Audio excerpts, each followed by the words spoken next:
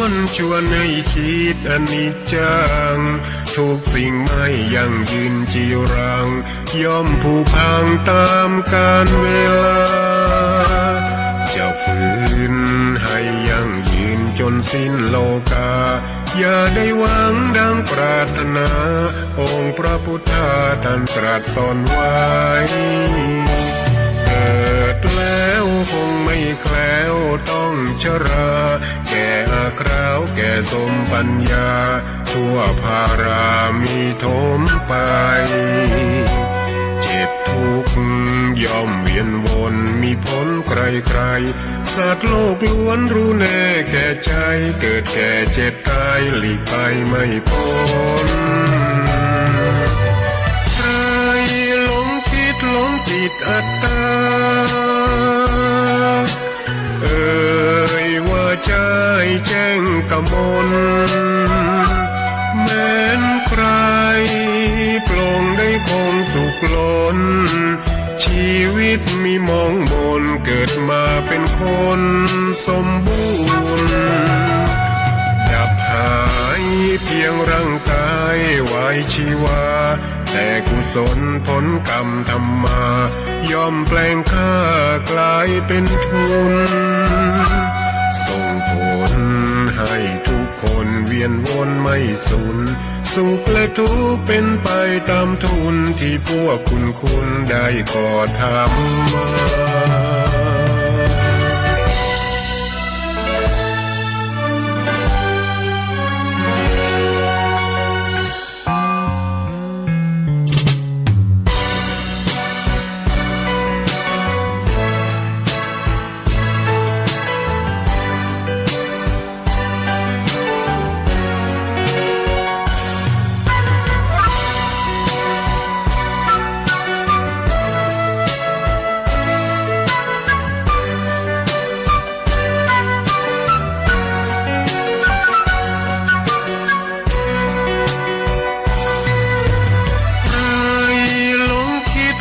ติดอัตตา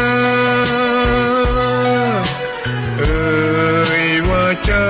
แจ้งกมลแม้นใครปลงได้คงสุขล้นชีวิตมีมองมนเกิดมาเป็นคนสมบูรณ์ดับหายเพียงร่างกายไว้ชีวาแต่กุศลผลกรรมทำมาย่อมแปลงค่ากลายเป็นทุนส่งผลให้ทุกคนเวียนวนไม่สูญสุขและทุกข์เป็นไปตามทุนที่พวกคุณได้ก่อทำมา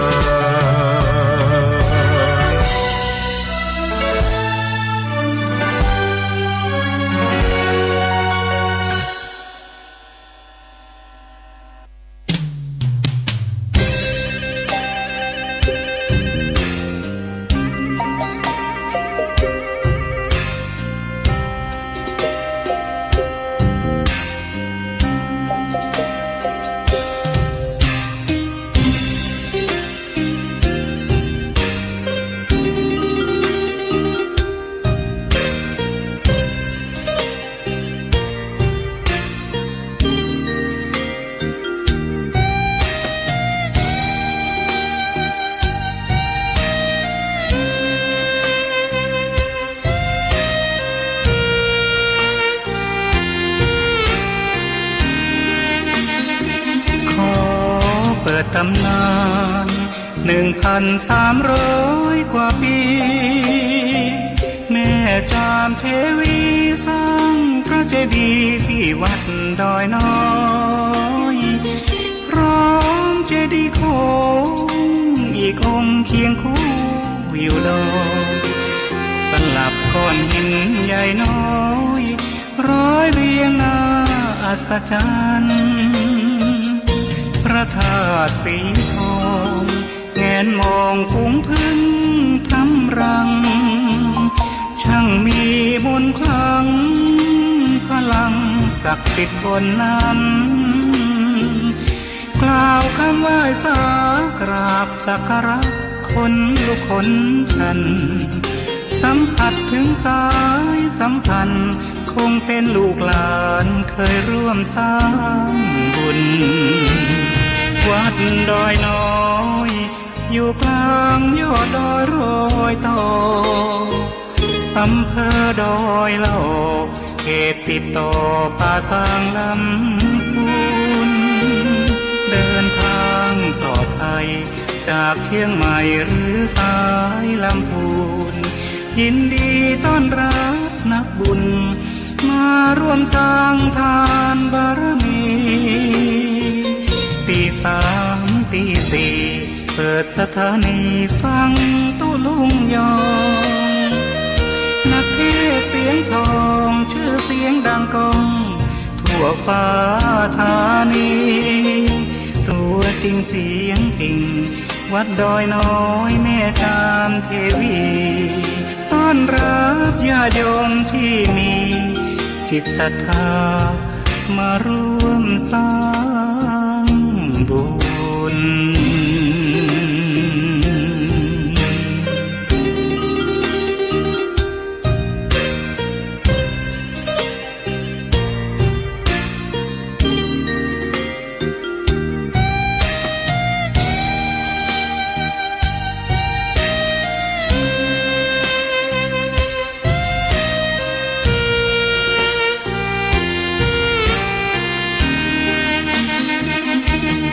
วัดดอยน้อยอยู่กลางยอดดอยโรยต่ออำเภอดอยเหล่าเขตติดต่อป่าสางลำพูนเดินทางปลอดภัยจากเชียงใหม่หรือสายลำพูนยินดีต้อนรับนักบุญมาร่วมสร้างทานบารมีตีสามตีสี่เปิดสถานีฟังตุลุงยองนักเทศเสียงทองชื่อเสียงดังก้องทั่วฟ้าธานีตัวจริงเสียงจริงวัดดอยน้อยแม่จามเทวีต้อนรับญาติโยมที่มีจิตศรัทธามาร่วมสร้างบุญ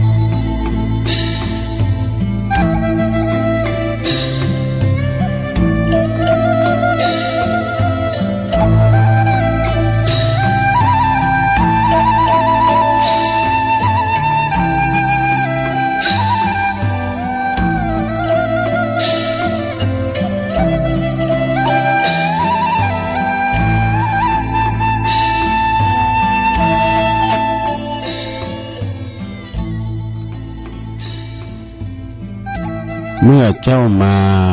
มีอะไรมาด้วยเจ้าเจ้าจะเอาแต่สุขสนุกชะไหนมามือเปล่าแล้วจะเอาอะไรไปเจ้าก็ไปมือเปล่าเหมือนเจ้ามา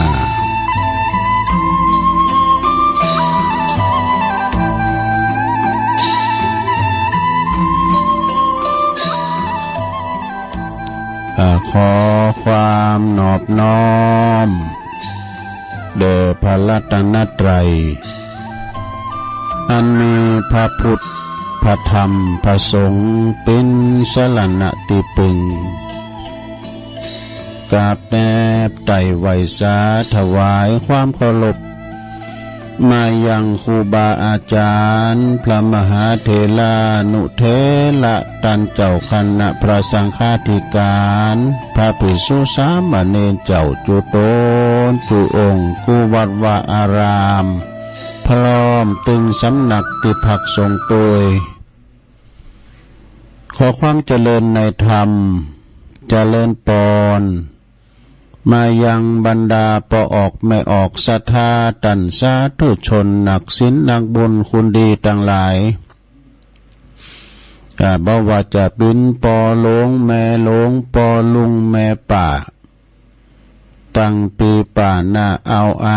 ศรัทธาตินจองห้องวัดเท่าแก่หนุ่มกำใจยิงต่างหลาย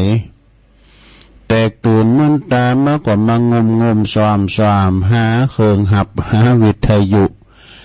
มาเปิดฟังรายการนี้เปิ้นตั้งชื่อให้ว่ารายการสัพเพเหระปกิณกะขอนลุงไก่แจ้งรายการเสียงธรรมแสงทองซึ่งดำเนินรายการบริหารเวลาโดยตนตัวแห่งอาตมาภาพเก่ากระผมตุลุงนันชัยวัดนาคเสโนคุณเก่าคุณเดิมแห่งวัดพระธาตุดอยน้อยตำบลดอยหล่ออำเภอดอยหล่อจังหวัดเชียงใหม่มาปบมาปะกันในยามค่ำคืนขณะที่เป็นรับเป็นนอนกันแต่บางคนไปกดตื่นมาฟังตัวลุงก็มานั่งนั่งจาก็ปออกศรัทธามาเป็นกำลังจิตมาเป็นกำลังใจมาปันโจกอวยใจมาพลานายังต่างๆเนาะเป็นกูเป็นกีมกันมาโตปิ้นบ่เจอเทียบเตอจัดรายการสดตั้งแต่เวลานี้ไปตี3 ถึง 5 โมงวันนี้ปะกันในวันที่10ละเนอศรัทธาเนอ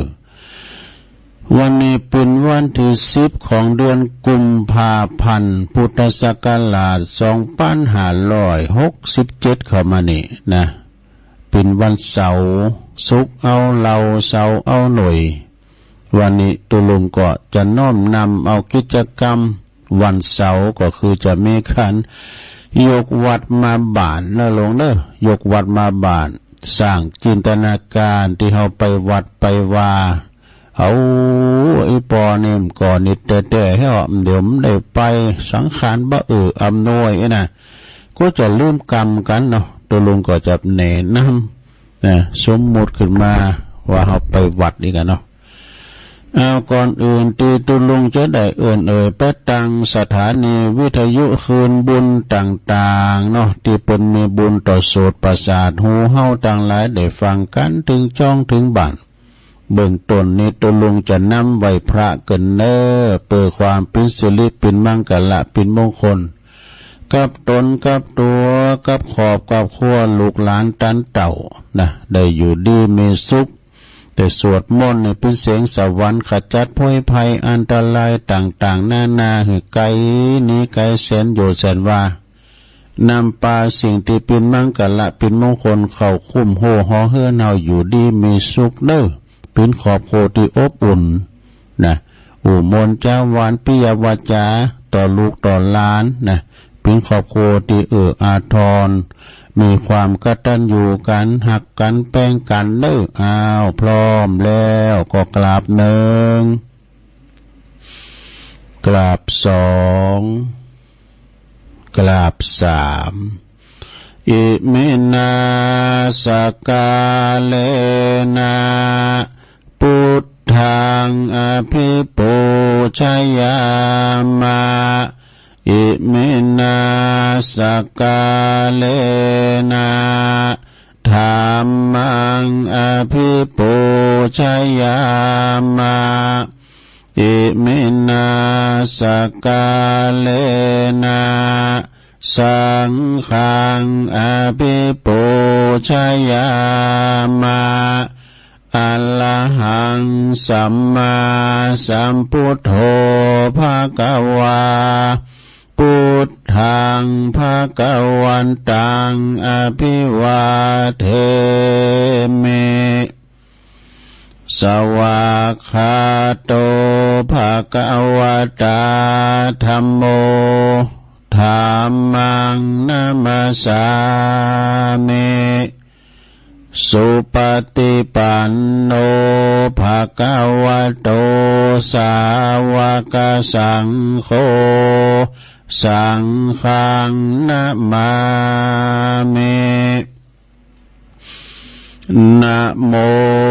ตัสสะภะคะวะโตอะระหะโตสัมมาสัมพุทธัสสะนะโม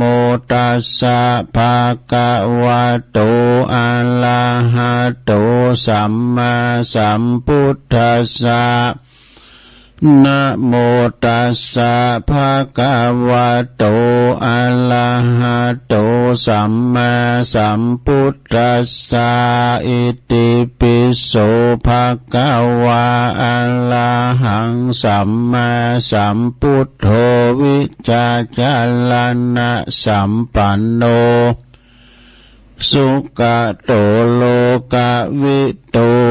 อนุตตโลปุริสตัมมาสาลาธิสัทธาเตวะมนุสสานังพุทโธภะคะวะติสวากขาโตภะคะวะตาธัมโมสันติติโกอากาลิโกเอหิปัสสิโกโอปันนยิโกปัจจตังเวทิตาโปวินโยหิติสุปฏิปันโนภะคะวะโต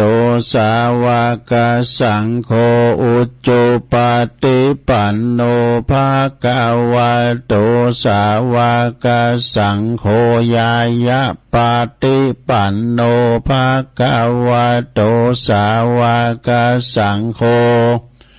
สามิจิปฏิปันโนภะคะวะโตสาวกสังโฆญาติตังจัตตาลิปุริสยุคาเนอัฏฐปุริสปุคคลาเอสะภะคะวะโตสาวกสังโฆอาหุนยโยปาหุนยโยตักขินยโยอัญจลิกาลนิโยอนุตตลังบุญญาเขตังโลกัสสติจายันโตโปธิยามุเลสกายานังนันทิวัตโนเอวังตวังวิจัยโยโหหิจัยยสุจยมังคะเลอปัลลาจิตาปันลังเกสีเสปทาวิปุคะเลอภิเสเกสัพพะพุทธานังอากัปปะโตปโมทติสุนักตังสุมังคลังสุปภาตังสุโหติตังสุขันโนสุโมโหโตจะสุยิถังพลัมมาจาริโสปัทขินังกายกัมมังวาจากัมมังปัทขินังปัทขินังมโนกัมมังปณิทิเตปัทขินาปัทขินานิกัตตวนะลาพันตเถปัทขิเนสัพพิติโยวิวัจจันตุสัพพะโลกวินาศตุมาเตภวัตวันตลายโยสุขีติกายุโกภวะอภิวาทนาสีลิสเนจังวุตตาปัจจายโนจัตตาโลธรรมาวาทันติอายุวันโนสุขังปะลัง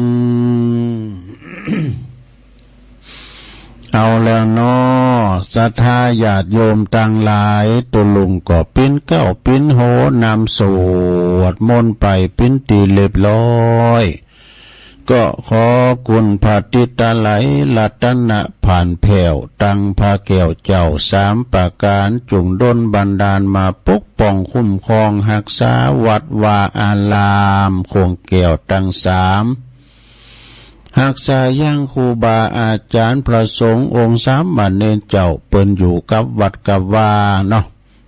มาได้มาปีนนาบุญเผยแผ่สัจธรรมคำสอนขององค์พระสัมมาสัมพุทธเจ้าได้อยู่เมตตาพาลุ่มเนาะประพฤติวัดปฏิบัติธรรมนำกินนำตามนำกึดนำสั่งได้เผยแผ่ธรรมนะปกป้องขอก้อยดูแลวัดวาอารามมีกินมีตานตั้งบ้านตั้งจองก็ไปสงขออนุเคราะห์ซึ่งกันและกันไปวัดกับบ้านนี่ก็พึงปาอาศัยเรียกว่าบวรบวลบก็บ้านวก็คือวัดลก็คือโรงเรียนบวรร่วมใจคืออันประสานกันไปโดยความสามัคคีสมานสามัคคีตัวออกไม่ออกศรัทธาญาติโยมก็ขอเหือนมีสุขภาพพลานามัยสมบูรณ์แข็งแรงในโลกเด้อกินข้าวลำกินน้ำลง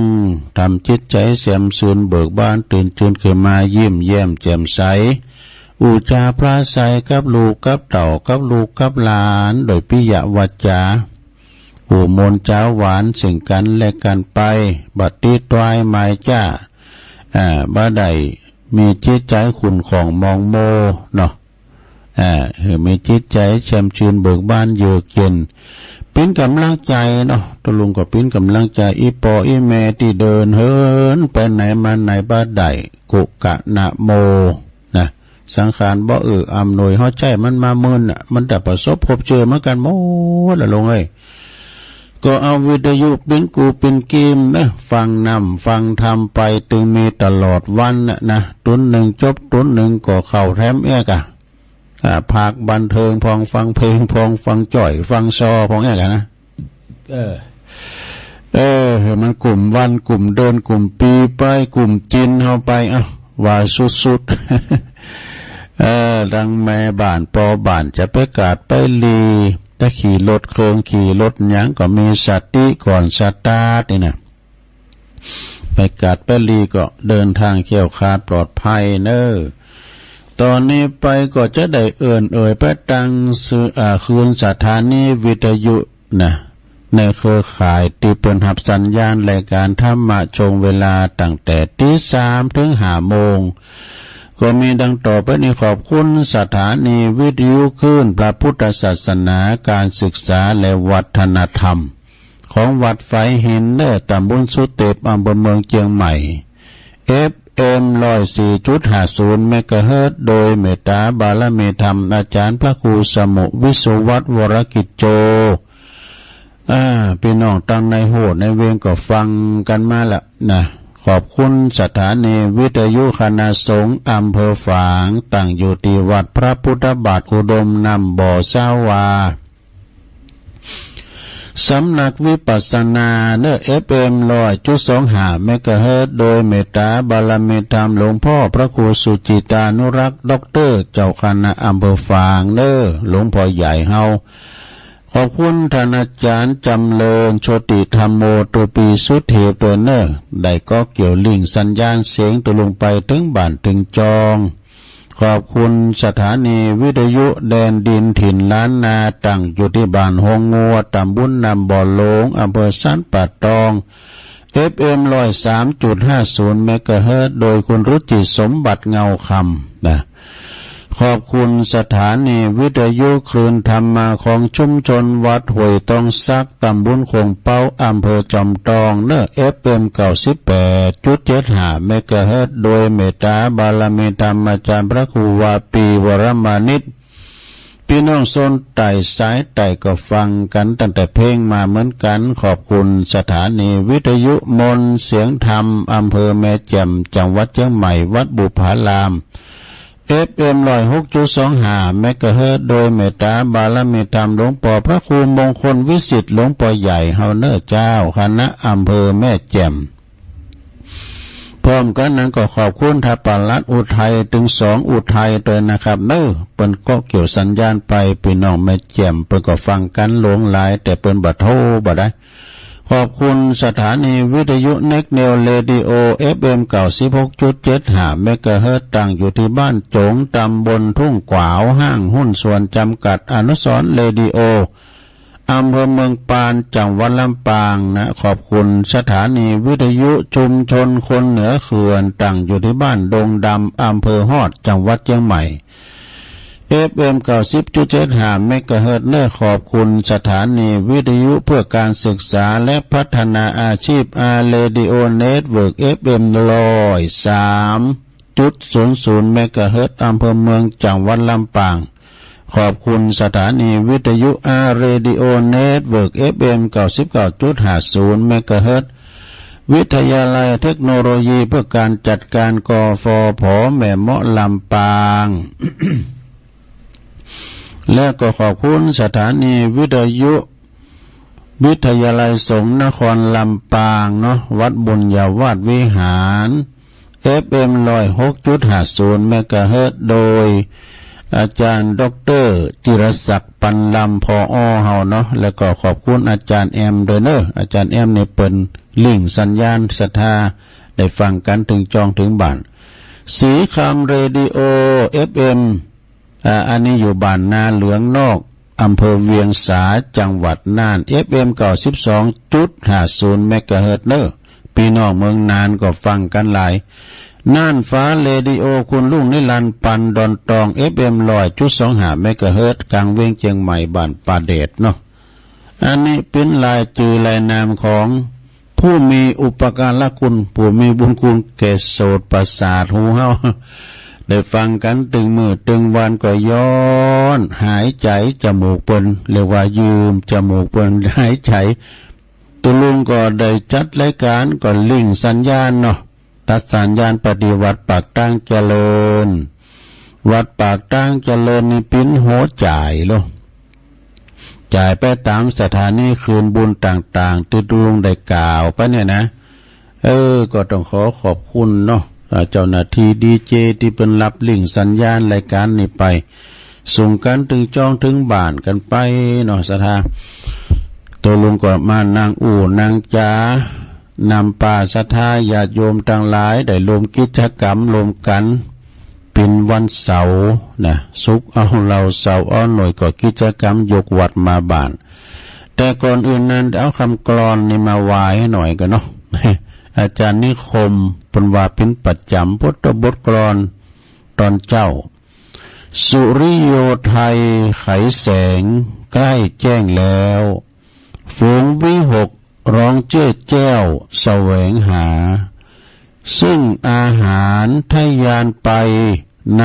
นภาหมู่ปักษายังขยันหมั่นหากินท่านที่รักจะซบนอนอยู่ใหญ่เล่าตื่นแต่เช้าขัดเกลาจิตเป็นนิจศิลประพฤติธรรมพระสัมมาเป็นอาจินรักษาศีลให้มั่นหมั่นภาวนาเนี่ย อายุไข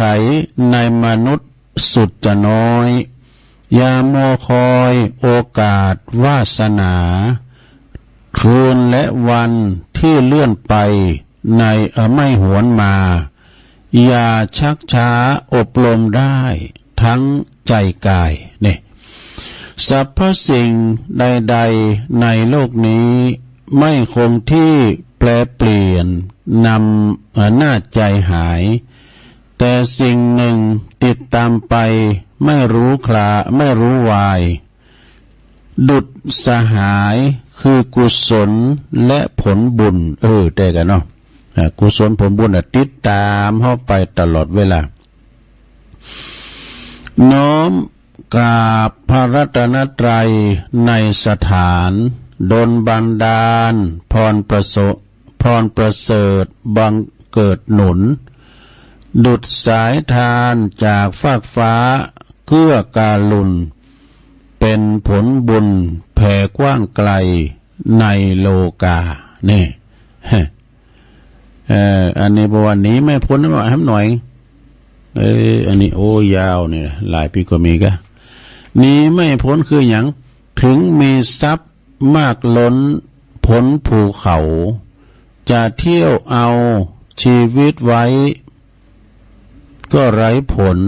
นะความตายนั้นหมายหัวทุกทั่วคน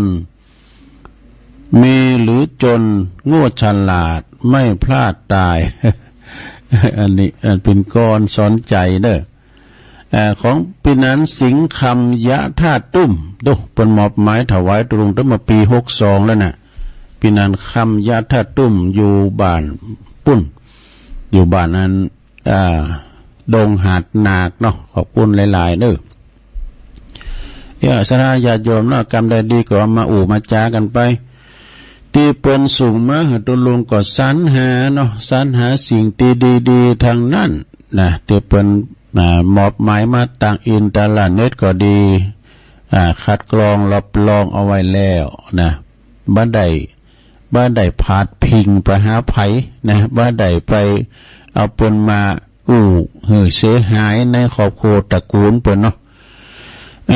ก็แต่เปิ้นสูงมาก็เป็นคติธรรมนำชีวิตทางนั้นเป็นกรรมที่โมนที่งานนะเป็นกรรมที่ตักเตือนหมู่เฮาเจ้าขาดทั้งหลายเนาะหีบสร้างกุศลคุณงามความดีนะจะไปลืมกินลืมทานจะไปลืมว่าคุณเฮาหลังกายของเฮาในแก่เฒ่ามาตึงวันวันเวลาผ่านไปมันก็คลาชีวิตเฮาไปเตือนหน่อยถ้ามือเฮานั้นเฒ่ามาแก่มาเจ็บหันเจ็บนี่ไปอันนี้จังตุกขังอนัตตานะสดาเฮาอยู่ด้วยกันตื้อมือตึงวันหันกันตื้อมือตึงวันบ่ฮู้ว่าไผจะไปสวรรค์ก่อนไผนะก่อนเฮาจะไปลืมนึกถึงความตายอันจะมาหาตนเรียกว่ามรณสติเฮาก็มันกินมันตานไปเพื่อความแบบประมาทเนาะผาดพังเกี่ยวกับมรณะภัยเป็นว่าปาไทยังสหปาไทยังก็คือเข้าหอเป็นสเบงกังไปตั้งหน้านั่นเองเอาละตอนนี้ไปวันนี้วันเสาร์กิจกรรมดูเขาจะได้เข้าสู่พิธีกรรมยกวัดมาบ้าน ก็คือกรรมต่างๆนะเปิดโทนกรรมสังต่างๆเหมือนก็เฮาไปวัดนั่นกันลงเนาะเอาอกเอาใจอีปล่อยแม่เตรียมได้ไปวัดไปว่าก็วันศีลแล้วนะวันนี้ก็มาต่อกันแฮมเฮาก็มาฟังเนาะฟังต้องว่าด้วยก็ได้นะลงเฮาก็มันต้องไหวก็ได้นอนฟังก็แล้วเนาะก็เดินตุลุงจะต่อโดยพระธรรมเทศนามรดกธรรมตั้งไว้ละนะเป็นมรดกธรรมเรื่องหยังตุนะชาปนกรรมสอนชาปนกิจกรรมสอนนะซึ่งก็ได้เทศน้ำเทศธรรมมรดกธรรมสาธโวเนี่ยนี่นะโดยแม่ครูเกษณีชัยเทพนะเป็นเจ้าภาพเจ้าศรัทธาแล้วก็ปอสมศักดิ์แม่เพ็ญขาวเตี้ยโดยเป็นเจ้าภาพในวันนี้พร้อมกันตึงโลงตึงหลายเรานึกพร้อมกันตึงโลงตึงหลายมรดกธรรมวันนี้นะทำสาธโวชาปนกิจกรรมสอนหรือว่ากรรมสอนปรุงศพนั่นเองจะไปเสียเวลาเลยโยมขันเกี่ยวทั้ง3พลอมกันไปเลยนะมามิพุทธังคุณาสากาลันตังนะมามิธัมมังมุนิลัญจเตสิตังนะมามิสังฆังมุนิลัญจสาวกัง อาจโยโนปันเตอาชกามายาธาปะเลยาธามุลาเหยาธาอากุสเลเยมายังพุทธธรรมสังฆเตสุติลตันเนสุอาติเตวาปัจจุปันเนวาอวิวายติวาลาโหวากายเยนะวาวาจานาวา เวสังวายาติวาลาโหวากายเยนาวาวาจายาวามันนาสวาปะมัตตังวาอากาลวังวาอากาสิมหาติสวายาธาธัมมังปฏิกาโลมาเตสังโนปันเตปุตตาติลาตันนัตยังอนุกัมปังอุปาตยาอาจายังอาจายาโตปลติกันหาตุขมันตุสัพพังโตสังอายาติงสังวลิสามะปุณเนวังกัลลิสามาสันจิจาโตสังอสันจิจาโตสังสัพพังโตสังขามันตุโนเอาแล้วจบไปอย่างหนึ่งแล้วสะดาเลยต่อไปก็จะได้โยงสุมาเข้าพิกขาหารพลอมกันนะลงเนอะนะมาเมตุปะบุภาลาจาตันเนโอตานาปิคาหาลาตันเนสหปาลิวัลลาตันเนวัลลาตาคินายเยกายตัวเลวจิตัวเลมโนตัวเลสันจิจปัมมาเตนาวาอาสันจิจปัมมาเตนาวากายกรรมเมนาวาวจิกรรมเมนาวามโนกัมเมนาวาอาติตาโตสังปัจจุปันนโตสังสัพพังโตสังฆมันตุโนตุติยัมปิตติยัมปินัมมาเมตุปะบุภาลาจาตันเนโอตันนาปิกาหาลาตันเนสหปาลิวัลลตันเนวัลลตาคินายเยกายะตัวเลวจิตัวเลมโนตัวเลสันจิจปัมมาเตนาวาอาสันจิจปัมมาเตนาวากายกรรมเมนาวาวจิกรรมเมนาวามโนกรรมเมนาวาอาติตาโตสังปัจจุปันนโตสังสัพพังโตสังขามันตุโนเอาแล้วจบไปแถมอย่างหนึ่งเอาต่อไป ต่อไปก็โยงเข้าพระเจ้านึงโยงเข้าพระเจ้าไขฟ้าเข้ากล่องให้หน่อยเนาะอิมังโอตานาปินดาตานังติลตานานังสกัจจังเตมาปูเจมาตุติยัมปิอิมังโอตานาปินดาตานังติลตานานังสกัจจังเตมาปูเจมาตติยัมปิอิมังโอตันนาปินดาตันนังติลตันนานังสกัจจังเตมาปูเจมาติกาลตังหิตายาสุขายายาวันนิพพานายาสังวาตันตุโนเอาแล้ว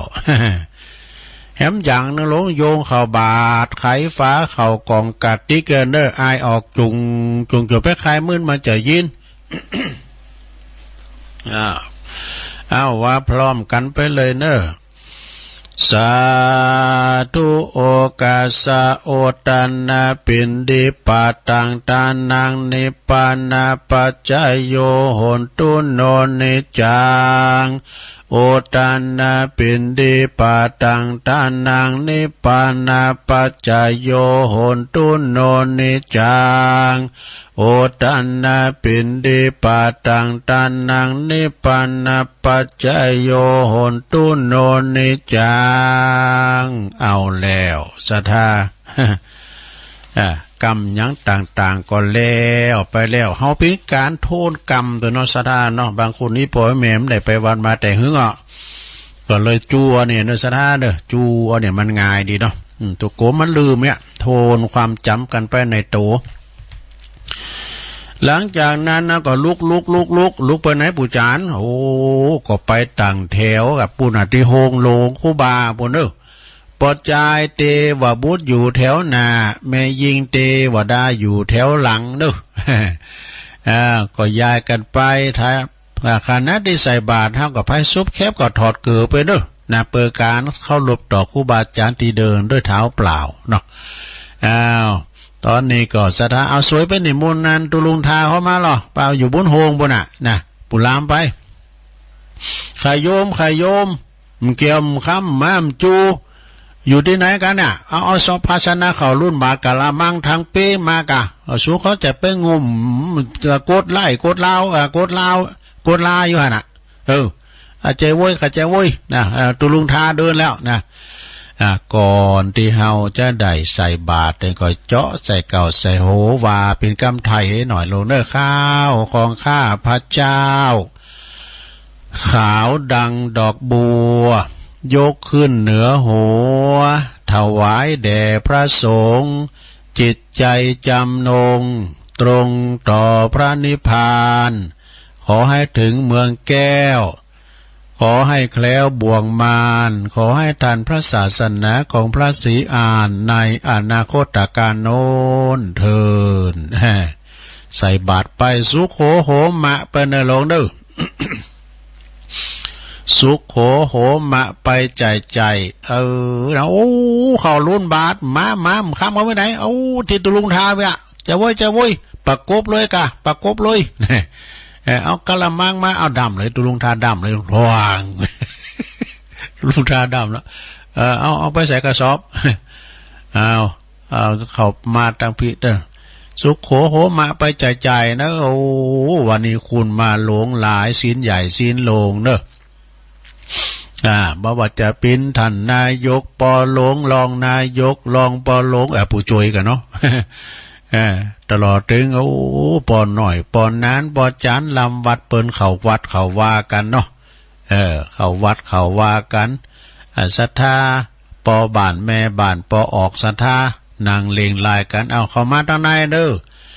เข้ามากันตั้งในตอนนี้ก็ครูบาอาจารย์เปิ้นก็หับบินที่บาทกันเรี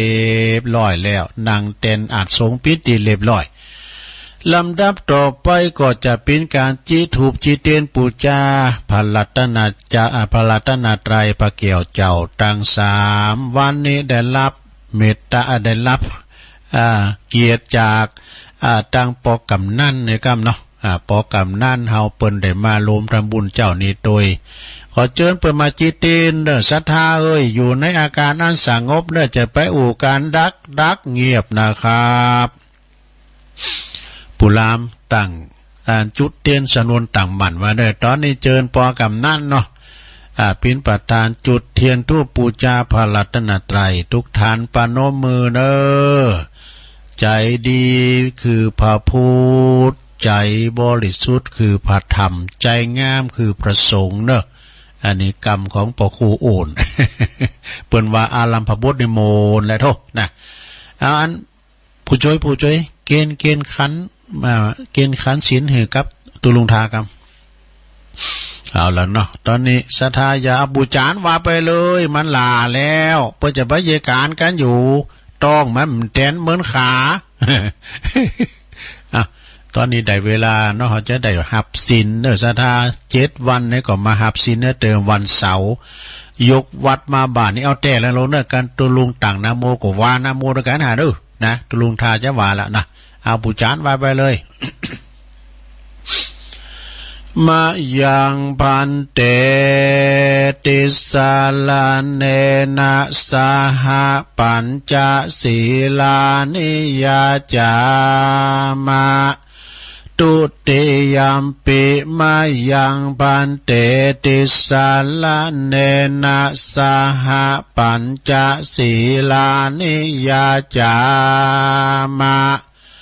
ตติยัมปิมายังพันเตติสาลาเนนะสหปัญจศีลานิยาจามะ นะโมตัสสะภะคะวะโตอะระหะโตสัมมาสัมพุทธัสสะนะโมตัสสะภะคะวะโตอะระหะโตสัมมาสัมพุทธัสสะนะโมตัสสะภะคะวะโตอะระหะโตสัมมาสัมพุทธัสสะ พุทธังสรณังกัจฉามิธัมมังสรณังกัจฉามิสังฆังสรณังกัจฉามิตุติยัมปิพุทธังสรณังกัจฉามิตุติยัมปิธัมมังสรณังกัจฉามิตุติยัมปิสังฆังสรณังกัจฉามิตติยัมปิพุทธังสรณังกัจฉามิตติยัมปิธัมมังสรณังกัจฉามิตติยัมปิสังฆังสรณังกัจฉามิติสรณคัมมานังนิติตังปานาติปาตาเวละมณีสิกขาปะทังสมาธิยามิอตินนาตานาเวละมณีสิกขาปะทังสมาธิยามิกามเมสุมิจฉาจาลาเวละมณีสิกขาปะทังสมาธิยามิมุสาวาทาเวละมณีสิกขาปะทังสมาธิยามิสุราเมรยะมัชฌะปมาตฐานาเวละมณีสิกขาปะทังสมาธิยามิอิมานิปัญจสิกขาปทานิสีเลนะสุขติงยันติสีเลนะโภคสัมปตาสีเลนะนิพุติงยันติตัสมาสีลังวิโสทะเยสาธุสาธุสาธุเอาหับศีลหาไปปิดติดเรียบร้อยเนอะพอออกไม่ออกศรัทธาพอหลงไม่หลงหักษาไว้ดีๆเนอะไปเสมันหายนะหายไปขอสองขอมปิ้งยังเสาหน้าตุลุงก็มาปั้นแถมมาต่อศีลกันแถมเยกันนะศรัทธาญาติโยมทั้งหลายศีลปิณพรเนอะที่งามงดงามแต่ศีลห้าศีลแปดศีล10ศีล227ประดับกายประดับโตประดับตนภัยมีศีลประจำใจจะมีใบหน้าอีบเอิมงามเขาผ่องผิวพรรณวันนะก็จะสดใสวัยะเนอะบ่ได้ปิ้นตุกสังตอนนี้ไปตุลุงก็จะได้สวดพญานกยุงทองกันเนอเป็นคาถาเขี่ยวขาดปลอดภัยนะ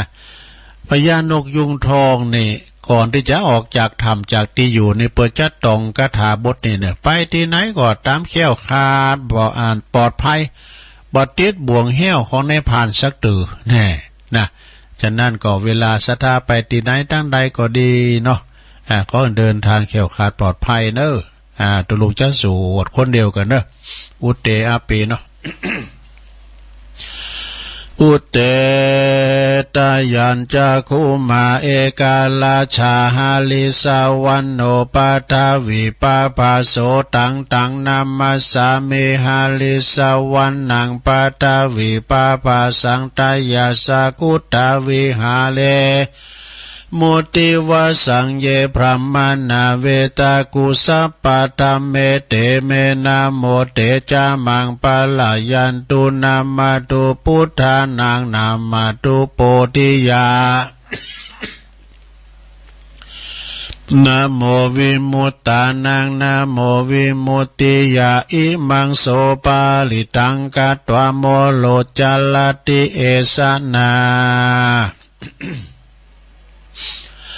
อเปตยัญจักขุมาเอกาลาชาหาลิสวันโนปัทวิปาปาโสตังตังนามัสสามิหาลิสวันนังปัทวิปาปาสังตยาสากุตตาวิหาเลมุลัตติงเยพระมณเวตกุสัปปะธรรมเมเตเมนะโมเตจัมมังปะลายันตุนามาตุพุทธานังนามาตุโพธิญาณโมวิมุตตานังนะโมวิมุตติยาอิมังโสปาลิตังกัตวโมโลวาสามะกบายิติโมลปาลิตังเอาแล้วอันนี้เป็นอันสวดนกพญานกยุงทองในลงเนอไปไหนขอเดินทางแคล้วคลาดปลอดภัยนะว่าจะไปตั้งเนื้อตั้งไต่ไปไกลก็ดีนะพญานกยุงทองเพิ่นก็แคล้วคลาดก็ปลอดภัยกับคาถาบทเนี่ยนะโมหับปลิตหรือว่าอุตเตอาเปเนาะเอาละตอนนี้ไปตุงจะโยงกุลโลมกันเด้อโยงกุลโลมนะแบบเส้นเป็นงานเป็นการที่ว่าโยงกุลโลมมีอย่างมีกุลมดสนากุลมีตัวใดมีหนีมดเด้อสาธุสาธุสาธุข้าขอยกมือ10 นิ้วขึ้นตั้งวางกิ้วไก่เกาเกษาขาจักนำมาสาการไหวพระปิตามีกุล21กุลพระมันดามี12กุลพระแม่โพศพ39กุลพระพุทธเจ้ามี56กุลพระธรรมเจ้า38กุลพระสังฆเจ้า14กุลอาจารย์มี10กุลกรรมฐานมี8กุลไฟมี6กุลลมมี7กุลเมธธรณีมี21กุลคงแม่น้ำคงคามี12กุลอัคคัลละ33กุลศีล5มี11กุลศีล8มี12กุลศีล10มี21กุลจตุปัลลิสุตตศีลมี27กุลอรหันตาคือมรรค4ผล4นิพพานเน่งรวมเป็น9กุลอัสสาสะปัสสาสะนิสาวาสอัสสกุลพระวิหาร 84,000 หลังกุลพระมหาเจติยาเจ้า 84,000 ดวงขออาราธนาพระคุณเจ้าต่างหลายเหล่านี้จุงมาเป็นสอยประดับสำหรับกายอันประเสริฐเมื่อข้าพระเจ้าต่างหลายดับจิตใจเสี่ยงชีวิตไปในสังขารในปีใดเดือนใดวันใดยามใดคืนใดก็ดีดังอ่านผู้ข้าต่างหลายก็ขออาราธนาคุณพระเจ้าต่างหลาย กูพระคุณเจ้าทั้งหลายจงมาเปิดประตูพระนิพพานคือเวียงแก้วแก่ผู้ข้าต่างหลายแด่เดินนิพพานาปัจจโยโหนตุโนนิจังนิพพานังปะละมังสุขังเอาแล้ว ไหวคุณโลมก็แล้วเฮ็ดเต้าอี้เนอะลงเนอะนะต่อไปในเฮาจะได้แผ่เมตตากะนะศรัทธาญาติโยมทั้งหลายการแผ่เมตตานี่ก่อนที่เขาจะแผ่เมตตาให้สัมภาษณ์ทั้งหลายแผ่ตัวเก่ากันนะลงเนอะนะแผ่ตัวเก่ามันมีไฟก่อนเนี่ยอย่างไฟเฮามีเปิ้นแต่มาจิมุลีมาต่อที่เฮาเนี่ย เนาะแผ่เมตตาตัวเองก่อนอาหังสุขิโตโหเมขอให้ข้าพระเจ้ามีความสุข นิทุกโขโหเมปราศจากความทุกข์อเวโรโหเมปราศจากเวรอภยาปาโชโหเมปราศจากอุปสรรคอันตรายทั้งปวงอนิโคโหเมปราศจากความทุกข์กายทุกข์ใจสุขีอัตตานังปริหารเมมีความสุขกายสุขใจรักษาตนให้พ้นจากทุกภัยทางสิ้นเถิดเอาแล้ว อันนี้เป็นแผ่เมตตากับตัวเองนะลุงเนอะตอนนี้ไปก็แผ่ให้กับสัมพสัตต่างหลายแผ่เมตตานี่นะเอาว่าพร้อมกันไปเลยสัพเพสัตตาสัตว์ทั้งหลายที่เป็นเพื่อนทุ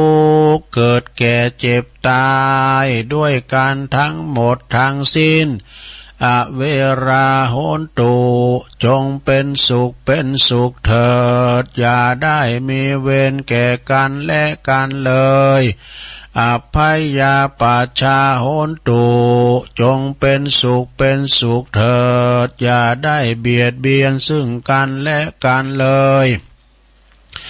อนิคาโหนตุ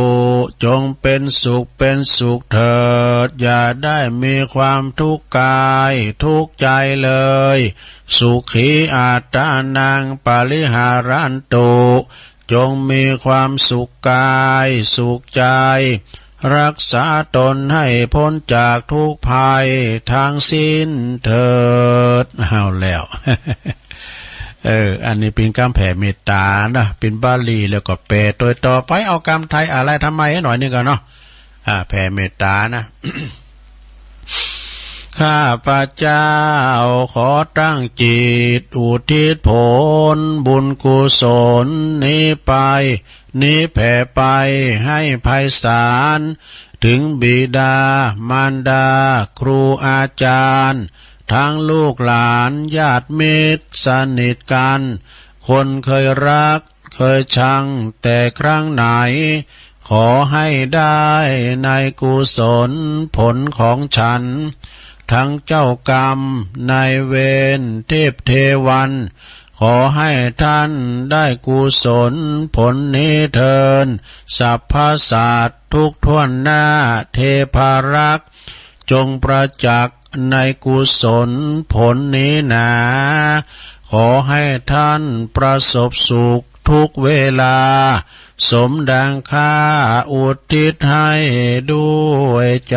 เถิดเลี้ยวไปทำอย่างเลย เนี่ยเลี้ยวไปปิ้นอย่างความจริงนี่ก็แต่ละวัดนี่เปิ้นอาจจะหนักเลยนี่ก่อนนะแต่อันนี้เขาแผ่เมตตาต่อไปเขาจะได้แผ่เมตตาแบบเมืองนะลงเด้อแบบเมืองอย่างไรก็อีตั้งอย่างกินเจี้ยแล้วก็วันตาหน่อยวันตาหลวงก็แล้วนี่ไหนนะเอาเด้อต่อไปเกียมน้ำยาได้ไปยาเสงให้ในลงเด้อหยาดกึ่งหนึ่งก็เดียวยาถาวาลีวหาก็ยาแถมกึ่งหนึ่งนะอย่าไปยาเสงเตอเอาให้กึ่งหนึ่งกันเด้อแต่ถึงโขดแต่ไปข่มตบลำไปนะว่าอีตังพาลมกันไปเลยอิตังทานกัมมังนิปปานาปัจจายโยโหตุโนนิจังอิตังศีลกัมมังนิปปานาปัจจายโยโหตุโนนิจังอิตังภาวนากัมมังนิปปานาปัจจายโยโหตุโนนิจังยังกินจิกุสาลังกัตตาปังกัมมังสัพเพหิกาเตหิกาตังปุญญังโนอนุโมตันตุสุนันตุพนโตเยเตวะอัสสมิงทาเนอาติกาตาติกายุกาสัตตาหนตุสัพพสัตตาสุขิอัตตานังปะลิหาลันตุมาตาปิตาสุขิตาหนตุ ทุกขาปะมุนจันตุสัพเพยติกาสุขิตาหนตุทุกขาปะมุนจันตุสัพเพอัญญาติกาสุขิตาหนตุทุกขาปะมุนจันตุสัพเพปิสาสัพเพยาคาสัพเพเปตาสุขิตาหนตุทุกขาปะมุนจันตุสัพเพนาคาตา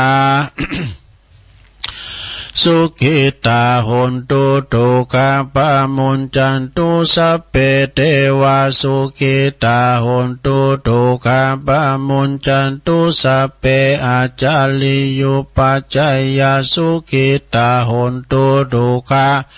ปะมุนจันตุสัพพสัมปติโยสามิจันตุโวเอาแล้วต่อไปเขาก็จะได้วันตาหลงพระประธานเนอะตึงมดาตึงไม่สาลีมหาโพธิงมดาเนอะ วันตาเมพุทธังสัพพังเมโตสังฆัมมัทธัมเมปันเตวันตามิธัมมังสัพพังเมโตสังฆัมมัทธัมเมปันเตวันตามิสังฆังสัพพังเมโตสังฆัมมัทธัมเมปันเตวันตามิกุโลอุปจาจาริเยสัพพังเมโตสังฆัมมัทธัมเมปันเตวันตามิกัมมัฏฐานังสัพพังเมโตสังฆัมมัทธัมเมปันเตวันตามิอัลลเมปัตตสิมัญญังสัพพังเมโตสังฆัมมัทธัมเมปันเตวันตามิเจติยังสัพพังสัพพทานเนสุปลติติตาสลีลาตาตุมหาโพธิงพุทธโลปังสากาลังสันตานากาโลเกเทวโลเกพรหมโลเกจมปูติเปลังกาติเปสาลีลาธาตุโยเกสาธาตุโยอาลาหันตาธาตุโยเจติยังกันตะกุติงจตุลาสิติสาหัสเสธัมมกันเตสัพเพตังปาตาเจติยังอะหังวันตามิสัพพโส แล้วต่อไปสุมาพระสังฆเจ้าสามเณรทั้งหลายวินนามาตังตุลุงทาเขาไปเนื้อวันตาน้อยพะลอมกันไปเลยวันตามิพันเตสาปังอาปัลลาตังกามาตาเมพันเตมายากาตังปุญญังสามินาอนุโมทิตาปังสามินากาตังปุญญังไมหังตาตาปังสาธุสาธุอนุโมทามิกัตตาโลธรรมาวัฏันติอายุวันโนสุขังปะลังสาธุสาธุสาธุเอาสัทธาญาติโยมทั้งหลายกิจกรรมวันพระวันศีลเป็นวันเสาร์ก็สำเร็จลุลงไปโดยดีเนาะสถานเนาะเป็นการโทนความจำเนาะลงเนาะเวลาว่าเฮามันได้ไปวัดไปว่าโอ้แต่หึงด้วยปอนได้ไปมันก่อนเนี่ยเป็นเก้าเป็นโหไปปักกบกับปู่จานน่ะไอ้น่ะปู่จานมาขี่สลัมน่ะไอ้น่ะอีปอก็แก้มตัวหาเนาะแล้วก็เวลาว่าอีปอเขาอีเมเขาไม่ได้ไปมืนเขาก็ฟังตูลุงเป็นนายเนาะมันจะเป็นเจ้านายนะเอาเป็นนายกับเอาวาดด้วยกันไปเองนะเป็นเก้าเป็นการเอาพระหือมาลืมนะหุ้นเฮานี่สดาญาโยมคาถาทั้งนั้นเนอะที่วามก้อนเนี่ยคุณเถ่าเปิ้นเปิดเปิ้นได้ไปวัดไปว่าจะได้กดทะลงวิบากหายก่อมหายมันสังก่อมเยอะนะเพื่อก็จะไปสู่มาเกี่ยวเจ้าตังสามนี่ เตือปอดเด็กปอดเดินมาเห่ายังรู้นั้นโอ้จะมาอ่านเข้าไปในพระเจ้านี่ครับไปในวิหารครับไปซุมมาขันเกี่ยวทั้ง3แล้วสำเร็จก็ตานทำก่อแล้วตานโคก่อแล้วน่ะเปิ้นเควิบากเปิ้นไปเควิบากเปิ้นก็ว่าเปิ้นเสียงวิบากก็ไปคำเดียวน่ะสดาญาโยมทั้งหลายฉะนั้นก็เฮาก็เกมกันไว้เด้อเกมหยังตุเกมตัวก่อนตายนะเกมกายก่อนแต่งสดามันบ้านแน่บ้านนอนนะคุณเฮาบัดเดียวนะเตียวดุมอยู่แต่นะบทจะไปก็ไปนะมันจะว่ามีนิมิตเครื่องหมายอันความตายพยายามมากุลาดเนี่ยอันมันหมดเวลาปุ๊บมันเอาไปเลยไม่มีข้อต่อรองไม่มีอุทธรณ์ขอต่อทั้งปีได้ขอซื้อเอาสัก10,000นึงป่ะนี่นะซื้อเวลา10,000นะขออยู่ต่อทั้งปี2 ปีมันก็บ่ได้เนี่ยตึกไหนตึกหันบางทีเปิ้นเจ็บป่วยเมื่อไขมาปิ้นเวลาหึงเมื่อนานก่อมหายซักเติมปิ้นยังซักเตอคุณทำเตอเปิ้นเจ็บไข้ได้ป่วยยังซักอย่างเนาะเปิ้นไปก่อนนี่ก็มีนะชีวิตไม่แน่นอนเนาะสถานเนาะมันบ่แน่นอนสักอย่างอนิจจังทุกขังอนัตตาเนอะ ตอนนี้ไปตุลุงเจ้าวาธรรมกรรมเนาะสถานเวลาตุลุงหลายอยู่นะวาธรรมมรดกปื้นเมืองไอ้กรรมนะก็เรื่องเรื่องชาปนกิจคำสอนเนี่ยนะสระก็มีเจ้าภาพนางสาวเกษณีชัยเทพนะโลมปิ้นเจ้าภาพการเตะกันดำตัวเนอขออนุโมทนาพร้อมกับคณะสัทธาตึงหลวงตึงหลายปิ้นเจ้าภาพรวมกันหมดเนาะสัทธาญาติโยมเนาะปิ้นเจ้าภาพรวมกันหมดเลยตุลุงก็จะเตะผ่านคืนเนี่ยนะเนาะผ่านคืนนี่นั่นใจผ่านคืนผ่านคืนหือสัทธาได้ฟังกันนะฟังไปก่อนรับไปแล้วเนาะฟังไปก่อนรับไปต่อไปพร้อมแล้วบอเนาะฟังน้ำฟังธรรมฟังเทศกันไปเดี๋ยวเขาก็ค่อยมาอันนำกรรมประกาศข่าวสารงานบุญตักต่างลายแล้วก็เปิดสายสุดท้ายเนาะฟังธรรมก่อนโหลนะบุจารไม่ไหนบุจารบุจารไม่ไหนบุจารมาอาราธนาธรรมกันเนาะบุจารนั่นไอ้นิพพานนังเยนะกัลลังรัมมังเยนะกะสายังปันดิโตตังโนมะกังอุติสิตงธรรมมุตตมังปัจจังอาราธนังกะโลมาฟังทำไปรับไปในวันนี้ขอบคุณแม่เพนข่าวเตี้ยเปิ่นปิ้นเจ้าภาพตันทำไปหาป้าอุ้ยน้อยปันไม่อุ้ยเงินจีนาอินายอเนกชัยกาวินตันไปหาปอสอนใจชัยกาวินตุยเนาะแล้วก็ตึงหลงตึงหลายปิ้นเจ้าภาพกันตึงหลงตึงหลายโลมกันหมดเจ้าภาพเก่าภาวงานรายการตุลงในปิ้นรายการโลมหน้าหมูหมดนะรายการหน้าหมู เกมนำหยาดไว้นะโมตัสสะภะคะวะโตอะระหะโตสัมมาสัมพุทธัสสะยะติสังวะปะเตปิจังตาติสังปะลาปะเตภะลังกัลยะนะกะเลกัลยาณังปาปะกาลิจะปาปะกาติสัทธโวดุลาสัพพุลิสัตตังหลายตั้งยิ่งใจหนุ่มเทามีศรัทธาเข้าเป็นประธานมีใจบ้านผ่องแผ้วหลับสินเลี้ยวฟังธรรมจงดาจำแต่ตนติดสืบสนถึงปลายจักบรรยายบอกกล่าวให้ลูกข่าวกองดีถึงการเสียปีสับศพซากอันนักปราชญ์หากสอนปาน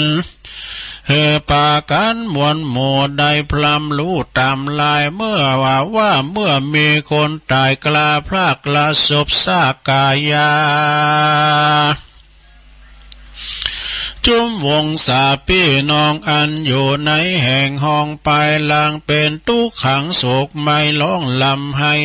อะไรก็ถึงจักหักกันเพียงใดคนใจไปก่อยกาดก็บ่อาจขาดก็บ่ได้เสียคนพ้องก่อมมาทานลนไม่เอาบ่กินข้าวกินน้ำโศกเศร้าล้ำอาวรณ์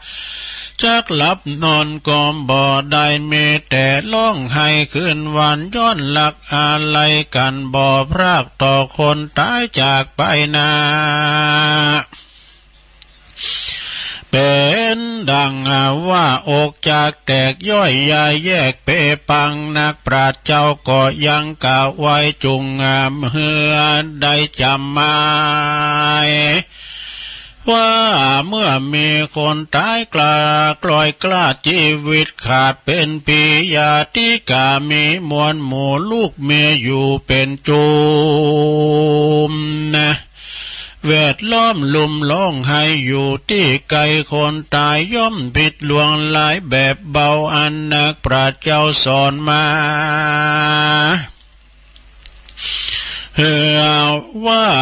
คนหมอลันนามูบหมูบ่อาจหูสันใดคนตายไปมวยมอดบ่อาจลอดคืนมาอันละว่าอย่าติกาเจื้อเผาตั้งลูกเต่ายิ่งใจแวดล้อมย้ายมวลหมู่ร้องให้อยู่จอมกาลทุกย่อมหวั่นไม่เอาไม่แก่ผู้ร้องให้ได้ก็มีกันมีคนตายกลอยกลาดกลอยเกิดกวนเกิดถอยตามธรรมอันองค์คำตนโยดโยเตสันโพธสอนมา ว่าจุมสัตตามวลหมู่อันข้างอยู่โลกีย่อมมีย่อมตายในเสียงไข้อันบ่เว้นไว้ตัวใดภายจักตายไปก่อนหรือตายย่อน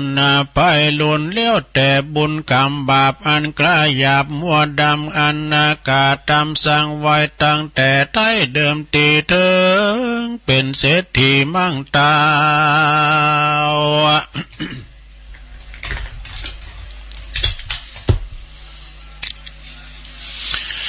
เป็นเต้า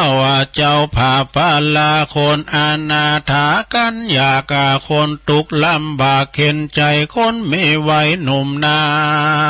วคนแก่คนเราจะละคนฮึกหนาใบบอดก็บ่ละรู้ลอดกองดำคนมัวดำไม่เอาไม่ย้อนตายเสียงย่อมตายเสียงไข้ดีลีแม่นจักเนลีซอนไปอยู่ที่บนกลางโหนอยู่ไปบนโหนอากาศอยู่ต้องตาดวังใสหรือว่าอยู่ในแม่น้ำอยู่เถื่อนทำคูหาอยู่ดงนาป่าไม้ก็บ่พ้นใดเป็นไม้อันว่าความตายมูบหมูย่อมมีอยู่ยามวานย่อมดับขานมวยมอดบ่อค้างลอดเป็นตาลาหันคนโมลานนานั้นใส่กวนเกิดไว้ควายตามทำว่าการไข่กำล่ำถอยหรือว่าคำหรือว่าตำก้อยมองขีบ่จังบ่ใจกองดีสักหยาดบ่ใจกองนักปราชญ์สอนปันกวนปาการก่อสร้างแต่ตาตั้งบุญตาโน้นเขาน้ำว่าตูพร่ำปัดใจฟังทำไปบ่ขาดหลังน้ำหยาดไปหาผู้มอลานามวยมอดอยู่บุญบ่บุญไปลอดจูหนุนย่อมเป็นกุลอันใหญ่ป่าหือใดเจยบานแท้ประการหนึ่งเราขอหนุ่มเท่ายิ่งใจอันนั่งยายมวลหมู่จุงพรำรู้ตามธรรมอันจักกาตามเลิกซากตามเการากประเพณี บ่เอาคนมีมาเป็นแบบเบาบ่เอาเจ้ามาเป็นนายบ่เอาคนหลายมาเป็นใหญ่ฮือหูใส่ของตัวบ่เมามัวตามเปิ้นบ่ได้เลื่อนตามข่าวบ่กึดเบาเอาตื่นทุกปันเหมือนจ้างเมมาคนหมอลานนากลาภาคจากเลิกซากส่งสาการเฮรูปพามานตัวเก่าบ่เอาเน่ว่าเราเน่เล่าบ่มีลาย การผ่านภายใหญ่ละเราว่าบ่เมไว้ยืมเขาจักมองเงาเมื่อซอยตุกจองหอยตัวมา ควรเมกรรมมาขาคนมีคำขานั่นบ่ไล่กะลือคนยศใหญ่สูงสักสูงเลิกซากปู่ลุงพ่อแม่ตั้งเท่าแก่เอาอาราตั้งวงศานั้นใส่ย่อมเยาใดตามใจใส่ลงคำใสว่าวาดเปียปาดดนนาตีบอกไฟมีพร้อมควายมามันแม่นเยาใดแม่นเยาใหญ่สันได้เงินคำใสแต่ก่อนบ่รู้ผ่อนให้นี้บ่เครื่องขี่ไม่มาตุกบ่ปาดปลายลูนนะส่วนว่าการบุญนั่นโสดย่อมเป็นประโยชน์ลวงลายแก่ผู้ตายมวยมางควรคือสร้างตามเมส่วนดนตรีปีป้าตังภาษาทร่างกายเครื่องประดับลายนั้นใส่ก่อไฟย่อมไม่ได้ประโยชน์หลายน้อยใหญ่บ่หอนได้เมมาเยอะงามตาเอานาไตลุมฟ้าเมืองคนส่วนว่าใจตนนั้นเราล้นไม่เอามองชีคนในโลกีโลกไตตวนควายยิ่งใจกันว่าวำวายมวยมั่งจากโลกกว้างมาสงสารสายวงวานพี่น้องต่างเปื่อนป้องวงใหญ่ป้ากันไปพร้อมนาส่งถึงป่าจ้าเสียปีก็ปากันเนปีกปอกไหวนะออกขึ้นมาส่วนคนหมอลานานั่นใส่สร้างกรรมไว้สันใดกรรมจากป่าไปสู่เขตตามเก้าเหตุตามเดิมตีดังบาลีแต่ทายอันนักปราชญ์เจ้าวาเตสันไว้วายาที่สั่งวาปาเตปิจังตาที่สั่งลาปาเตพลังกัลยาณกาลีกัลยาณังปาปะกาลีจะปาปะกังดังเนใครเก่าจี้ว่าปุกกาละผู้ใดนั่นใส่สร้างกรรมไว้สันใดกรรมจักไปตอบใส่หือใดร้ายและดีอุปมาเมเนเล่า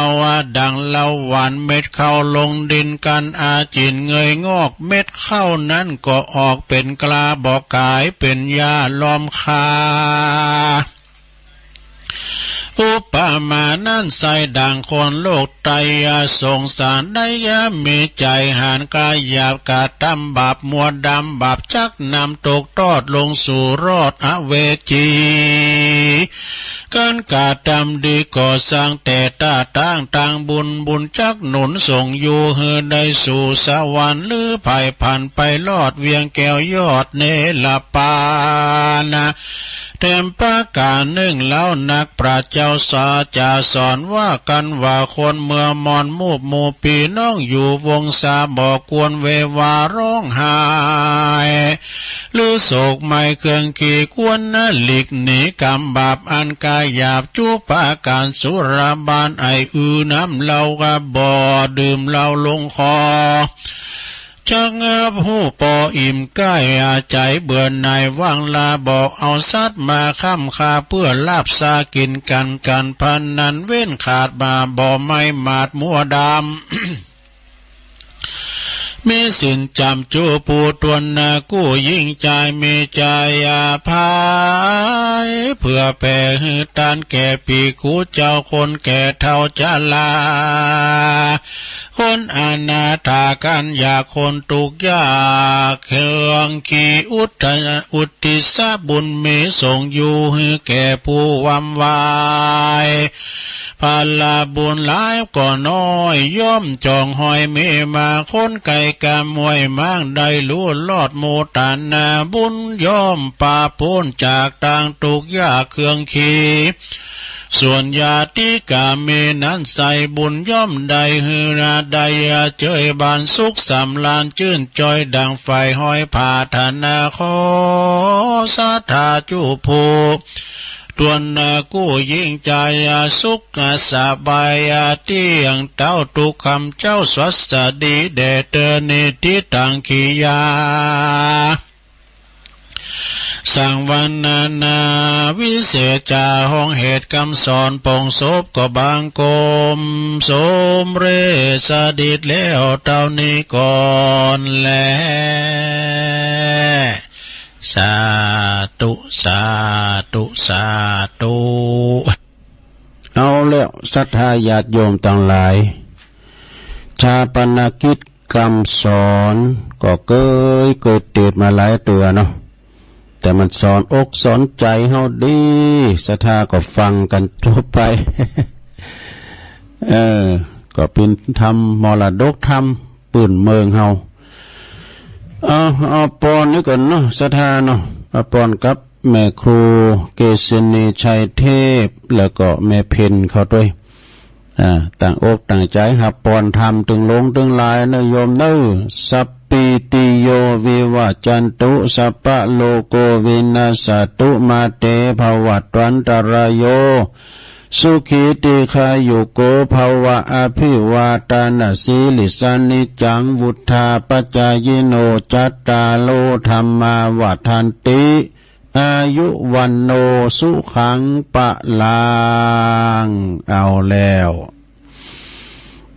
จบน้ำจบทำไปกิจกรรมต่างๆเนาะวันเสาร์กิจกรรมยกวัดมาบ้านโทนกรรมต่างๆด้วยเนาะก็เป็นการที่บ่ลืมกัน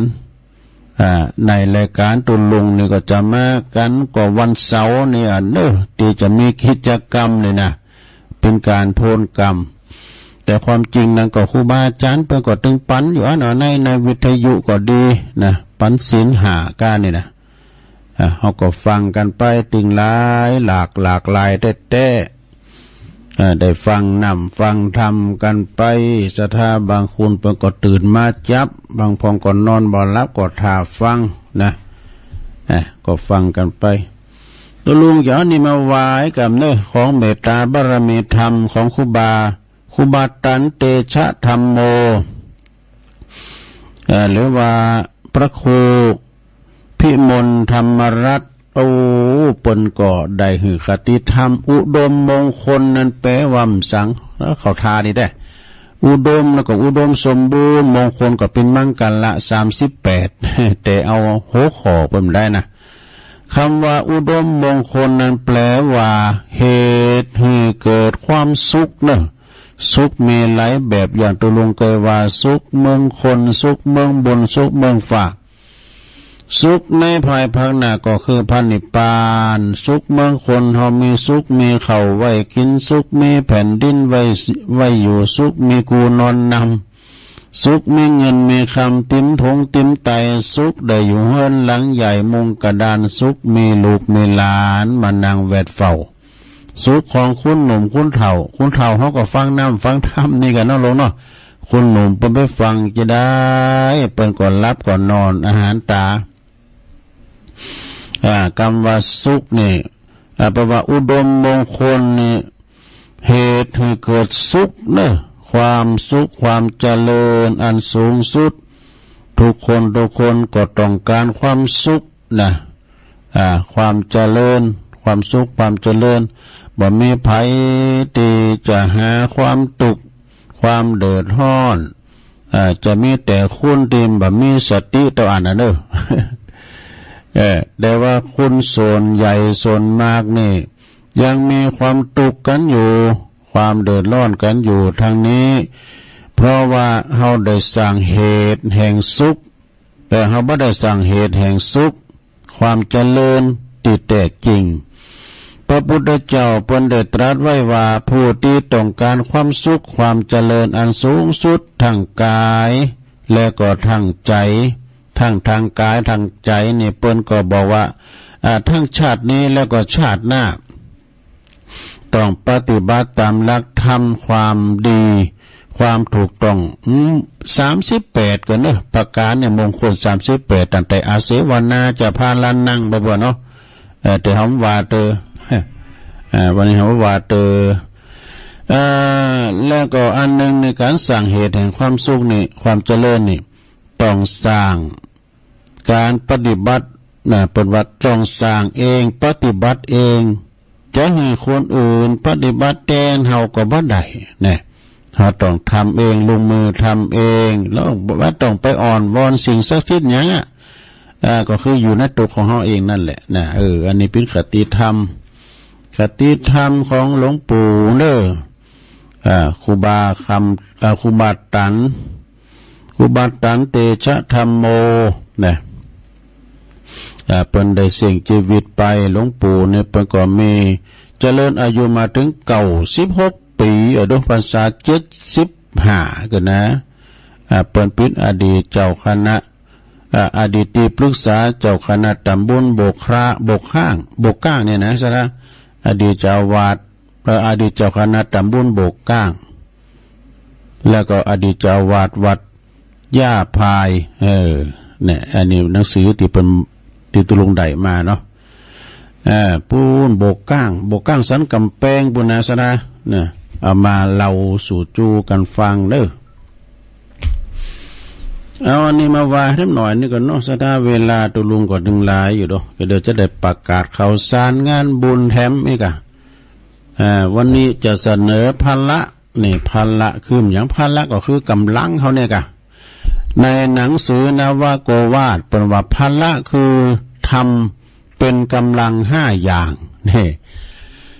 พละกำลังเปล่งดังจ้างไปศาลเนี่ยปฏิวาดพละแปลว่ากำลัง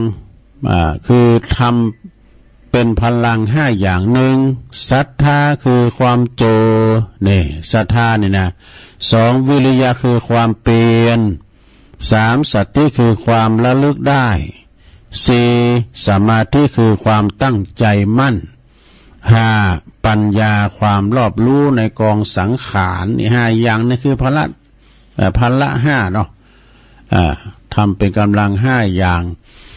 เป็นว่าอินทรีย์5ก็เรียกอินทรีย์นี่นะคือความเป็นใหญ่เพราะว่าความเป็นใหญ่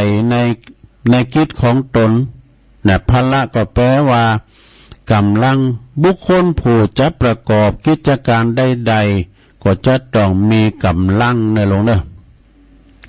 มีกำลังโดยจึงจะประสบผลความสำเร็จผู้ที่ประพฤติปฏิบัติธรรมจะบรรลุผลอันไพบูรณ์ก็จะต้องมีกำลังอันประกอบด้วยความเชื่อความเปลี่ยนความระลึกได้ความตั้งใจมั่นแล้วก็ความรอบรู้ตัวนี่จบลงไปศรัทธาพละคือกำลัง5อย่างนี่นะศรัทธาญาติโยมทั้งหลายก็เอามาเล่าสู่จูกันฟังกันไปศรัทธาเราสู่จูกันไปแถมอย่างหนึ่งอันนี้ในอินเทอร์เน็ตก็จดไว้พองนะอย่าจำไว้นี่มันบัดจำแต่ถ้ามันจำแล้วก็ต้องจดไว้นะเปิ้นว่าแล้วชีวิตจะเจริญโดยสิ่ง10อย่างนี่เหมือนกันเด้อศรัทธามี10อย่างที่ความเจริญคือว่าบ่มีโรคภัยไข้เจ็บเฮาต้องมีปฏิบัติ10อย่างดังต่อไปนี้1สิ่งที่ควรวางนะก็คือความเครียดบัดเดี๋ยวนี้ความเครียดเฮาคันมีหลายเนาะศรัทธาเด้อเพราะว่าเปิ้นว่าโตสำเติมมันเครียดเหมือนกันนะแต่มีการไม่งานวัดว่าอารามกามสังฆาเนี่ยโตต้องจุยกันเนาะ ช่วยกันตึงเจ้าบ้านเจ้าวัดเธอก็พาเดินเข้าไปห้องเฮน่ะตุ๊อันนั้นไม่ไหน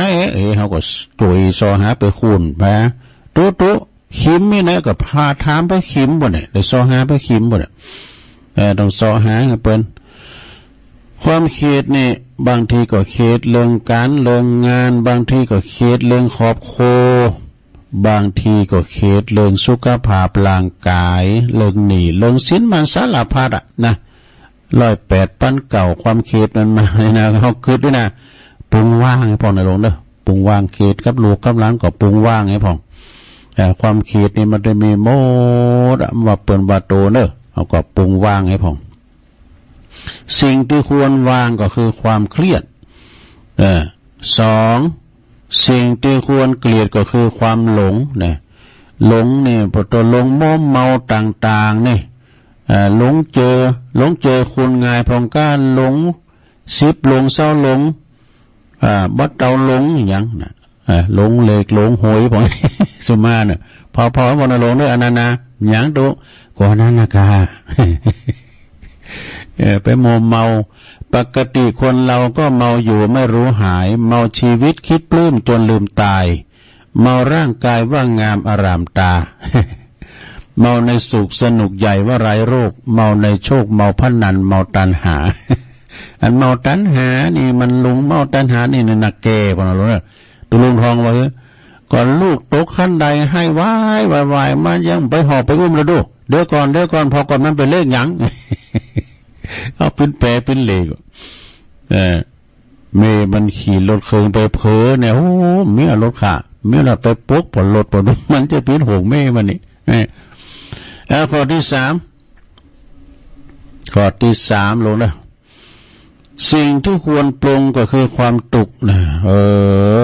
เมาตุกมันจ้างลืมตายเมากายมันจ้างลืมเมาตุกลืมกายเมากายลืมแก่เมาโผมาไม่ลืมปอลืมเม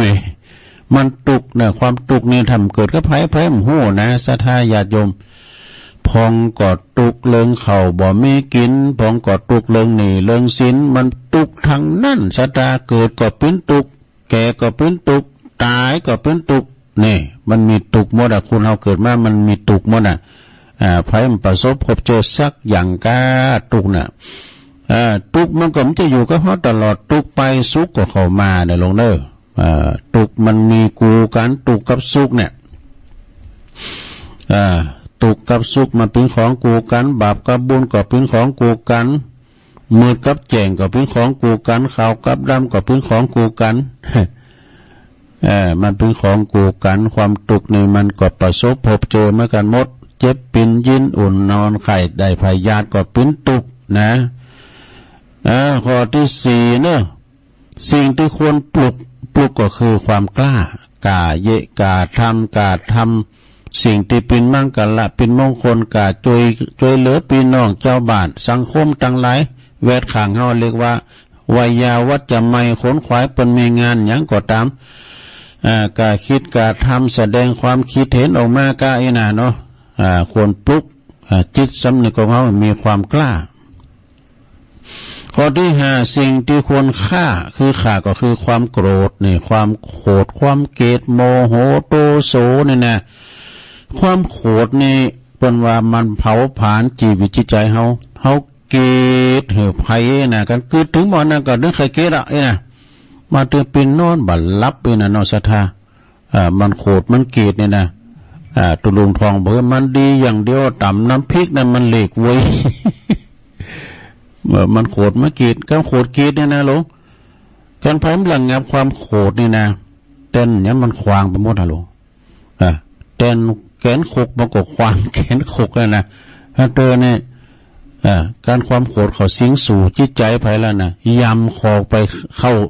สุมาเลยเอาตีนเข่าคอไปข่างนั่นนะการทำระงับโทสะบันดาลโทสะนะเรียกว่าอารมณ์ชั่ววูบแม้แต่มหาปรริญญานี้ก็ยังมีความโกรธความเกลียดนะจ๊ะเนี่ยเพราะว่าไผก็ตามเจ้าคุณมุนนายก็ตามเด้อก็มีความโกรธความเกลียดเหมือนกันหมดไผมีก็ว่าเปิ่นว่าตัว น้ำตุ่นอยู่ไก่ก็คอกุดมนศรัทธาเนี่ยความโกรธความเกลียดนี่นะจะไปโกรธจะไปเกลียดความโกรธเนี่ยความโกรธนี่นะก็ข้อที่6ว่าเลยหรอสิ่งที่ควรลดก็คือความโลภเนี่ยความโลภโมโทสันเนี่ยโลภอยากได้ของเขาคิดพยาบาทปองไล่เขาเนี่ยโลภใครอยากได้ของปนมาเป็นของโตเนี่ยความโลภนี่มันไม่ตีสิ้นสุดเนอะความโลภนี่นะโลภให้โลภนาโลภดีโลภดังโลภทรัพย์สมบัติมรดกตกทอดเนี่ยความโลภมันเข้าสิงแล้วนะทำจิตใจคุณนานเนี่ยตกต่ำไปเลยนะว่าความโลภข้อที่7สิ่งที่คนคบก็คือความดีนี่ความดีนี่นะแต่ว่าความดีอยู่ที่ไหนหมดใส่ไว้ยะอยู่ความสุขความเจริญมีความสุขมีความเจริญนี่ความดีนะความดีบ่มีขายถ้าไผใครใดก็ต้องทำเอง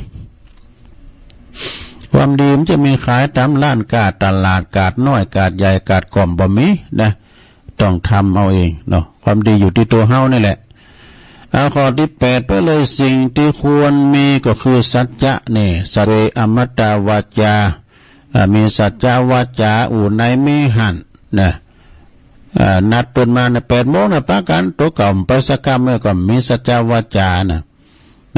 ตัวลุงมีหันโตหนึ่งเนาะ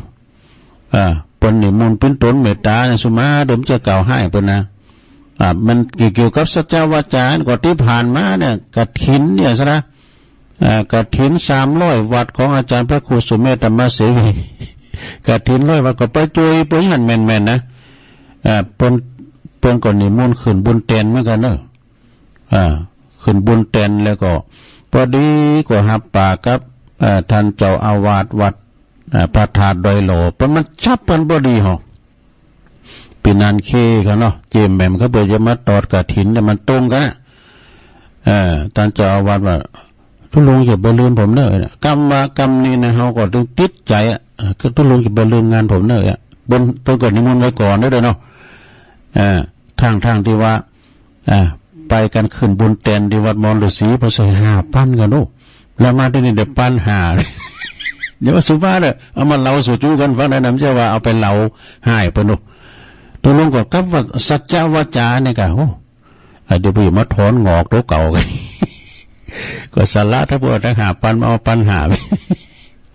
คือสัจจะนะสดายาโยมเนาะโอ้นายไม่หันนะถามใจว่าโอ้อันนั้นเป็นหนักตึงๆโธ่หลายตบนี้ไปขึ้นบุญเต็นพวกนั้นก็มันก็มีสัจจาวาจาเนาะโอ้ทั้งไหนละข้อที่เก่าแล้วเนาะข้อที่เก่าสิ่งที่ควรชนะคือใจตนนี่ใจของเฮานี่นะชนะสงครามใดๆก็ไม่เท่ากับชนะใจตนวันนี้เฮาไปนะก็คือไปยังไปอยู่เนี่ยการใจตัวเก่าละข้อที่10สุดท้ายนะเพิ่นบอกว่าสิ่งที่ควรอดทนก็คือความคำนินทานี่คำนินทามันจะมีกุฏินะแม้แต่พระพุทธเจ้าก็ยังถูกนินทานัตติโลเกอนินทิโตคนไม่ถูกนินทาไม่มีในโลกเนาะกินนินทาเดี๋ยวกันนะก็เดี๋ยวลุงเปิดประกาศข่าวสารงานบุญนี่กันเนาะสถาญาติโยมก็วันนี้แล้วกันเนาะอันนี้ก็ไปตั้งเป็นน้องตั้งหลับปูนครูบาอาจารย์พระมหาเถระอดีตนี่เป็นเจ้าคณะอำเภอเมืองกันเลยนะในเมตตาบารมีตามพระเดชพระคุณหลวงปอพระครูจิระวัฒนโสพลหลวงพ่อนี่เปิ้นได้มรณภาพไปแล้วก็เปิ้นได้อายุอยู่78 พรรษา57อดีตเปิ้นเป็นเจ้าอาวาสวัดช่างคล้องในเมืองละปูนพุ่นนะวันนี้เปิ้นจะได้พระราชทานเพลิงศพแล้วเนอะวันที่10วันนี้นะที่วัดจังก้องพุ่นนะละปูนพุ่นเปิ้นจะเผาจริงนี่ก็19 นาฬิกานะก็ไปอยู่ละแวกไก่เคียงครูบาอาจารย์ลูกศิษย์ลูกหาอันเทวศิษย์โยมก็ไปเนอะไปลงงานบุญเปิ้นจะพระราชทานเพลิงศพวันนี้นะในเมตตาบารมีธรรมหลวงปู่พระครูจิระวัฒนโสพลอดีตเจ้าคณะอำเภอเมืองละปูนบุแล้วแถมวันผูกนี้ก็ปุ่นที่วัดบ่อสร้างเด้อวัดบ่อสร้างอำเภอสันกำแพงปอยล้อเหมือนกัน ในเมตตาบารมีธรรมครูบาเกี่ยวรัตโนนะเพิ่นจะได้พระราชทานเพลิงศพวันที่11กับวันพุธเนาะ11กุมภาเนาะเอางานต่อไปนี่สนะญาติโยมก่อวันนี้แล้วนะประเจ้าเข้ากำ10 ถึง 13นะเข้ากำที่คงแก้วอารามทั้ง3วัดหนองหอย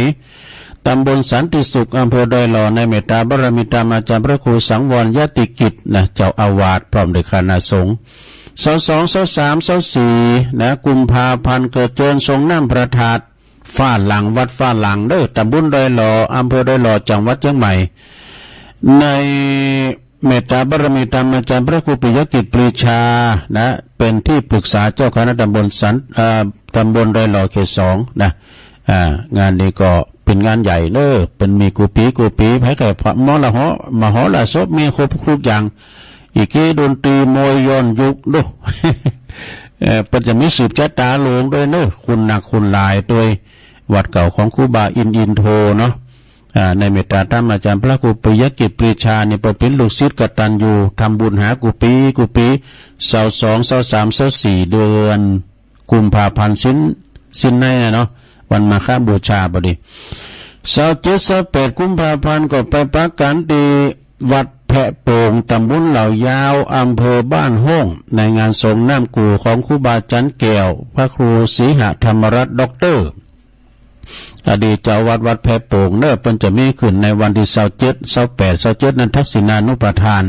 28นั้นก็ส่งน้ำมีงานตลอดวันเนอะงานนี้มีมหรสพตลอดงานเหมือนกันนะตุปีบอลหรือว่าพระอธิการพงศพัฒน์ปนนั้นอาย แพะโป่งแล้วก็ปรนิกรคำลือเกียรติเขาเนาะวันที่23 24ก็ตีทรงน้ำพระธาตุวัดแม่ขานหลังถ้ำเหมือนกันเนอะแม่ขานหลังถ้ำเป็นแปลงโบสถนะท่านพระอธิการนรินทร์โรจโนแต่เพิ่นก็จะมีงานในวันที่23 24เหมือนกันงานจะหลงอนิดรจันทร์บนเนอเวียงป่าเป่า21นี่เพิ่นจะมีการตานเสนาสนะภายในวัดน่ะ24กุมภานี่เพิ่นก็จะมีการแห่โคตานกันเนอปล่อยหลงพระธาตุชเวดากองจำลองพร้อมเสนาสนะภายในวัดโดยนะที่วัดดอนจันทร์ตำบลเวียงกาหลงอำเภอเวียงป่าเป้าอันนี้เป็นวัดบ้านเกิดของอาจารย์พระครูอภิวัฒนวิกรมฮอลูปากันไปนะ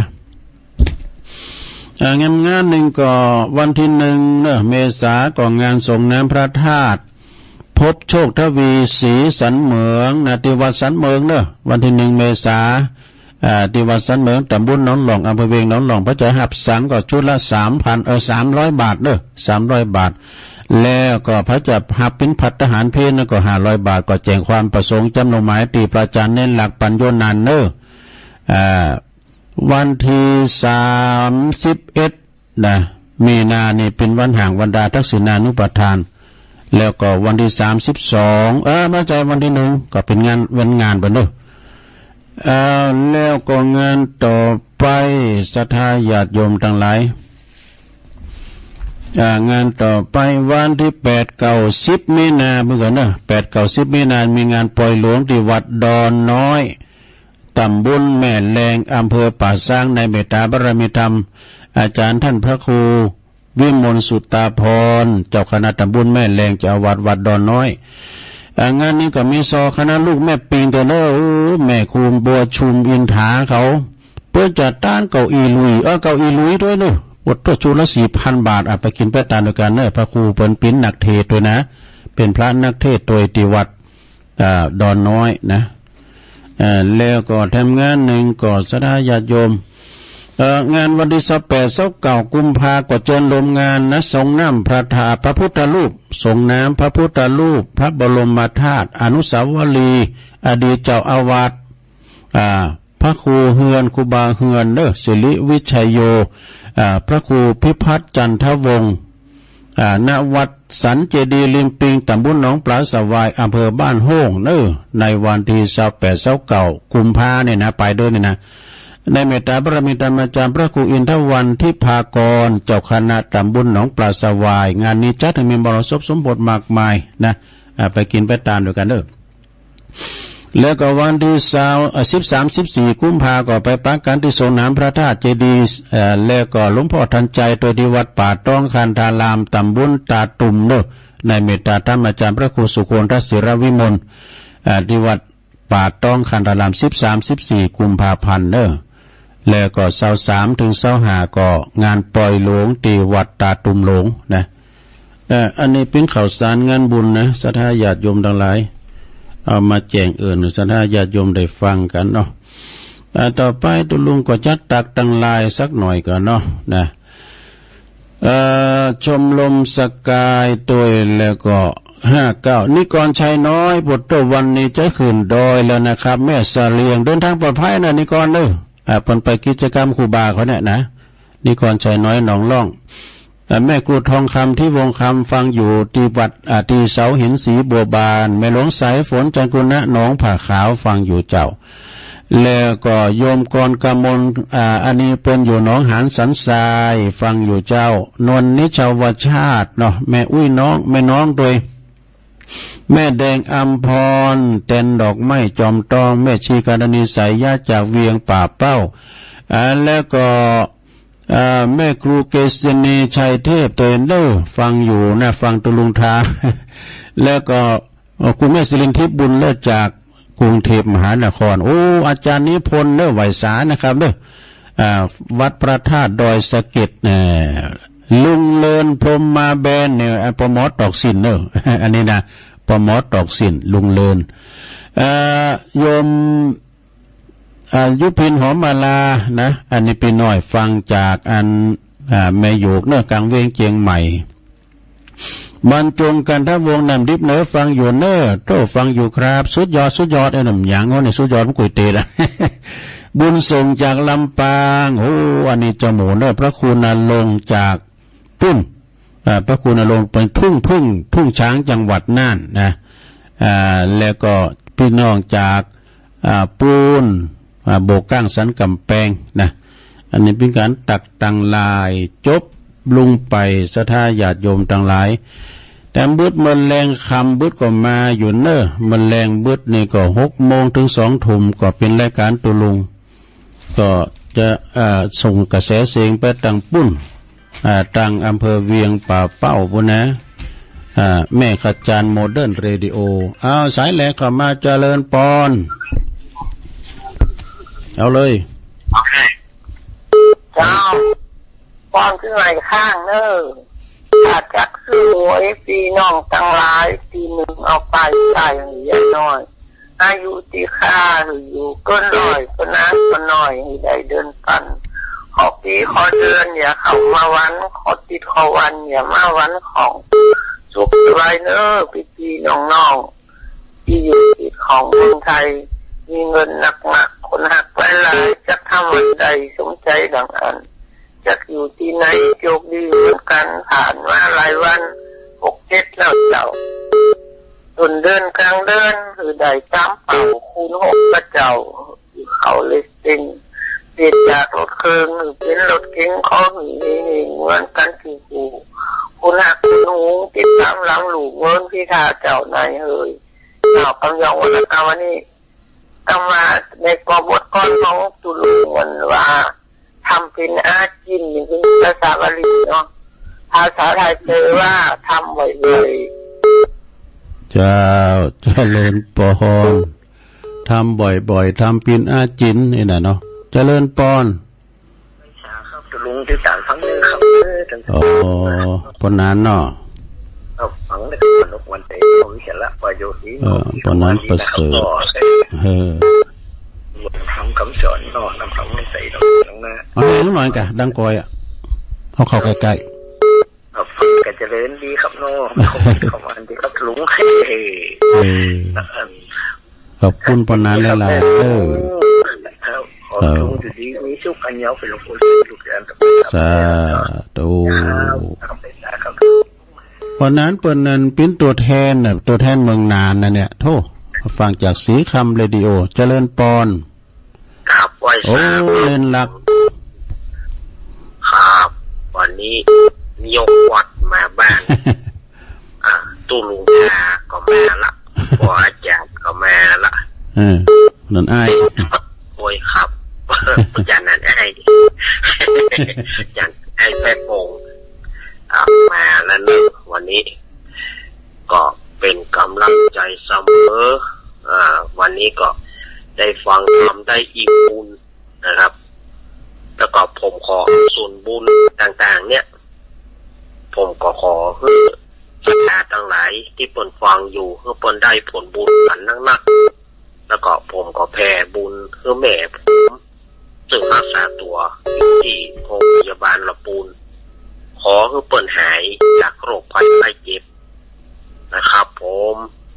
ก็ขอบคุณหลวงลุงนักๆนะครับขอบคุณอาจารย์นี่หลักเด้อ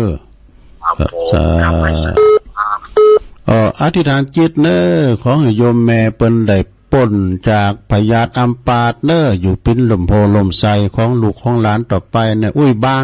งปัญโยนาน90 ปลายแล้วเจริญปอนเจ้าตะลุงนี่แม่พี่สมัยนั่งแหละเน้อฟังอยู่เจ้าสวดมนต์ตะลุงสินเที่ยวเนี่ยเจ้ากันดีเจ้าฟังพุญญาวาสเนาะเจ้าเป็นกำลังใจในเจ้าขอบคุณแม่เด้อเจ้าสาธุส่งกระแสเสียงไหวสาบารมีธรรมอาจารย์ท่านพระมหานพดลสุวรรณเมธีเจ้าคณะอำเภอวังเหนือด้วยนะครับเด้อเจริญปอนกับไหวสาบารมีธรรมตุลุงยองครับผมน้องเบลฟังขึ้นบุญวาชัดเจนดีเหมือนกันนะครับยินดีเด้อสาธุ0899555650 เจริญปอนไว้สาทราบลุงโอ้ปนันป้านหายไปเมื่อนี่แล้วเอาตู้หาแล้วเด้อโทรหามาตามสักเตี่ยครับว่าสักประมาณเดือนนี้จะต้องขาดวันที่14 กุมภาพันธ์นะครับโอ้ตรงกันปัดตรงกันเรา14 ก็พอเนาะส่งน้ำทาดาวัดเนี้ยก่อนวัดซุบเศร้าทาซุบเศร้าครับทาซุบเศร้าเนาะดีกันหาน้ำทาก็ได้ประกาศยินดีวันนั้นหนักๆเด้อครับเป็นกำลังใจเด้อก่อนนั้นปันอินมาศอันนี้เปิ้นปิ้นมคณายกเด้อมคณายกวัดทาศพเศร้าอำเภอแม่ทา14 กุมภาพันธ์จะมีทรงน้ำถาดเจริญปอนสาเจ้าดูฟังทุลุงอยู่เน้ออุ้ยสาวคุ้มตะวันเนาะได้ปอนหลายรอบวันนี้ฟังไปอาจารย์สมศักดิ์บอกว่าอุ้ยสาวไปสาวมาลำบ้านเลยเมื่อนะสาวขึ้นขึ้นไดสาวขึ้นไดเนาะเมืองวะเนาะแม่เนาะลงเหนือ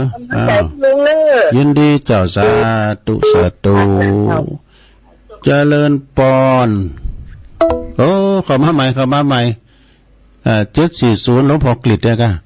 0899555650เจริญปอนติดแล้วฮัลโหลติดแล้วสาเจ้าแม่อยู่ไหนแม่ฟองคำเจ้าโอ้แม่ฟองคำติดแก้วเจ้าจะฟังอยู่นะเจ้าวันนี้สมบูรณ์ดีเจ้าไว้สาเจ้ายินดีนะแม่เด้อบุญรักษาอนุโมทนาเจริญปอนเจ้ากลับไว้สาเจ้าตุลุงวันนี้ได้ฟังก็มาเพลงกันมาเด้อได้ไหวพระฟังทำเหมือนยกวัดมาที่บ้านเด้อตุลุงเด้อเจ้าแม่สุกแก้วศิลาพรสิตี้มาลงละปูนเด้อเจ้าตุลุงเจ้าละน้อเจ้าฟังกับเจ้าเลยเจ้าสายใต้อันนี้นะตุลุงฟังกันหลายกันคนฟังกับขนาดเลยนะเจ้าเดี๋ยวฟังกันไปเนาะสีเตี้ยสีละพรสีเตี้ยสีเจริญสีปทุมสีจันเมืองโดยเจ้ายินดีจันเมืองก็ขอแม่อุ้ยบางปัญโยนานมีอายุวันนะสุขภาระนะเจ้าเด้อปะหน่อมปะไหนนะเจ้า สาธุสาธุ สาธุสาธุเจ้าตุลุง มึงฝางนี่มีเหรอเจริญปอน กาดไรสัตว์เจ้าตุลุง อันนี้ใส่ปากกาไม่สิท่อนะ เจ้าไม่ได้ยืนกระดัง ดนตรีระดับเชฟ ไม่ได้กินอย่างเป็นอย่างอ่ะ เป็นยังเจ้าไว้สัตว์เจ้าตุลุง ยินดีเนอแม่เนอ เจ้า ตุเอินเบิดตังพี่น้องตำปูนด้วยเนอพี่น้องตังได้ปูนไม่ได้เอินหามื้อน่ะตังสันมะกรูดเนาะตัวปีแตกเขาตัวปีกอบเขานี่ ปอนกำนันซักเขากานี่พี่นั้นหนอกเกี่ยวประจานก็เจริญปอน เจ้าภาษาเจ้าตุลุง แม่สุธานะ เจ้าแม่สุธา ที่ทำของเกี่ยวแล้วเดียวให้มาตั้ง8อย่างสักเตือเนาะ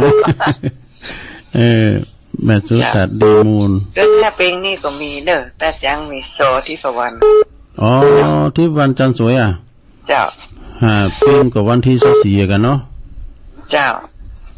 วันนี้ตาจ้าง8อย่างตาจ้างไม่ว่างอ่ะเนาะเจ้าสาธุท่านฟังอยู่เด้อเจ้าสาธุขอบคุณหลายๆเนอมีทั้งก่อแอปซักไซอ่ะทำเจริญปอนมาสฝากเช้าตุลุงยายพรมาพี่ได้อ่ะโวดเด้ลองโวดเด้เดี๋ยวอ่อนเดี๋ยวมาหักไปนอนบัดตาละดีแล้วอันนี้ก็หลงตุลุงเอ๋มนเด้อเอ๋มนแห่โคตานฟ้อนเล็บโคตานหัดยินดียายพรหลายๆเด้อทำสายเราได้เนี่ยเจริญปอนเจ้าตุลุงฟังอยู่เนอโทรตึงฟังตึงมันเนอฟังลำปางมาแล้วเนาะน้อยอุดดีเจ้าฟังตุลุงตลอดเนอฟังหน่อยเลยฝากเปิดตุลุงน่าน้อยเนาะไม่น่ะเลยน่าน้อยเนาะแม่เนาะเจ้าเป็นไรน่าน้อยเจ้าชัดเจนดีตุลุงขอบคุณแม่น้อยเนอแม่เจ้าไว้นะเจ้าสาธุวันนี้ยังแควนหน่อยเพราะหนาวนะเนาะเจริญปอนมาแล้วหลวงพ่อกฤษ470มาแล้วแต่ป่วยพอดีมาโวยไปโวยหลวงพ่อเจริญปอนเจ้าแม่น้อมไหมเจ้า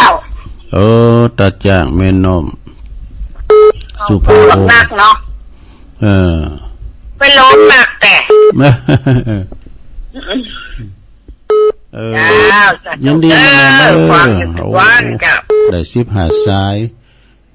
เอาให้ตะอีกันเนอตัวลุงก็มันล่ำเวลาเพิ่นนะอาจารย์มหานิคมจะต่อถ้าไปมันต้อมเต้นแรงบึดดำคำบึด6 โมงก็ว่ากันทำกรรมก็มียายน้อยกาดนัดบ้านดอนหลงเนอะแล้วก็ปนันประเสริฐจากนาน้อยนาแดงจังหวัดนานสามเณรเอาหลักปัญโยนันวัดสันเมืองเนอะโยมพิสมัยจากนางแลลำปางน้องเบี้ยวจากลำปางแล้วก็ปนันปั้นอินมาศเนอะจากทาศพเศร้าแม่ทาวิสาวคุ้มตะวันเมืองวะแม่ฟองคำทิพย์แก้วแม่สุแก้วศรีลาพรแม่ศรีธรหนองบัวชัยประการแม่สุทัศน์ดีมูลยายพรล่องวัวแดงสันกำแพงเชียงใหม่แม่น้อยอุดดีไร่นาน้อยลำปางหลวงพ่อกฤษพุทธอุทยานปางโมกแล้วก็เบอร์ที่15แม่น้อมสุภาวงศ์จากตาจ่างขอบคุณกุเสงกุสายเด้อถ้าตุลุงอุพิษพาประกันได้ก็สุมาอภัยโตยเนาะพัดหนาก็ปะกันแถมลำแรงบุดหัวคำกัน6 โมง 2 ทุ่มก็ปะกันนะ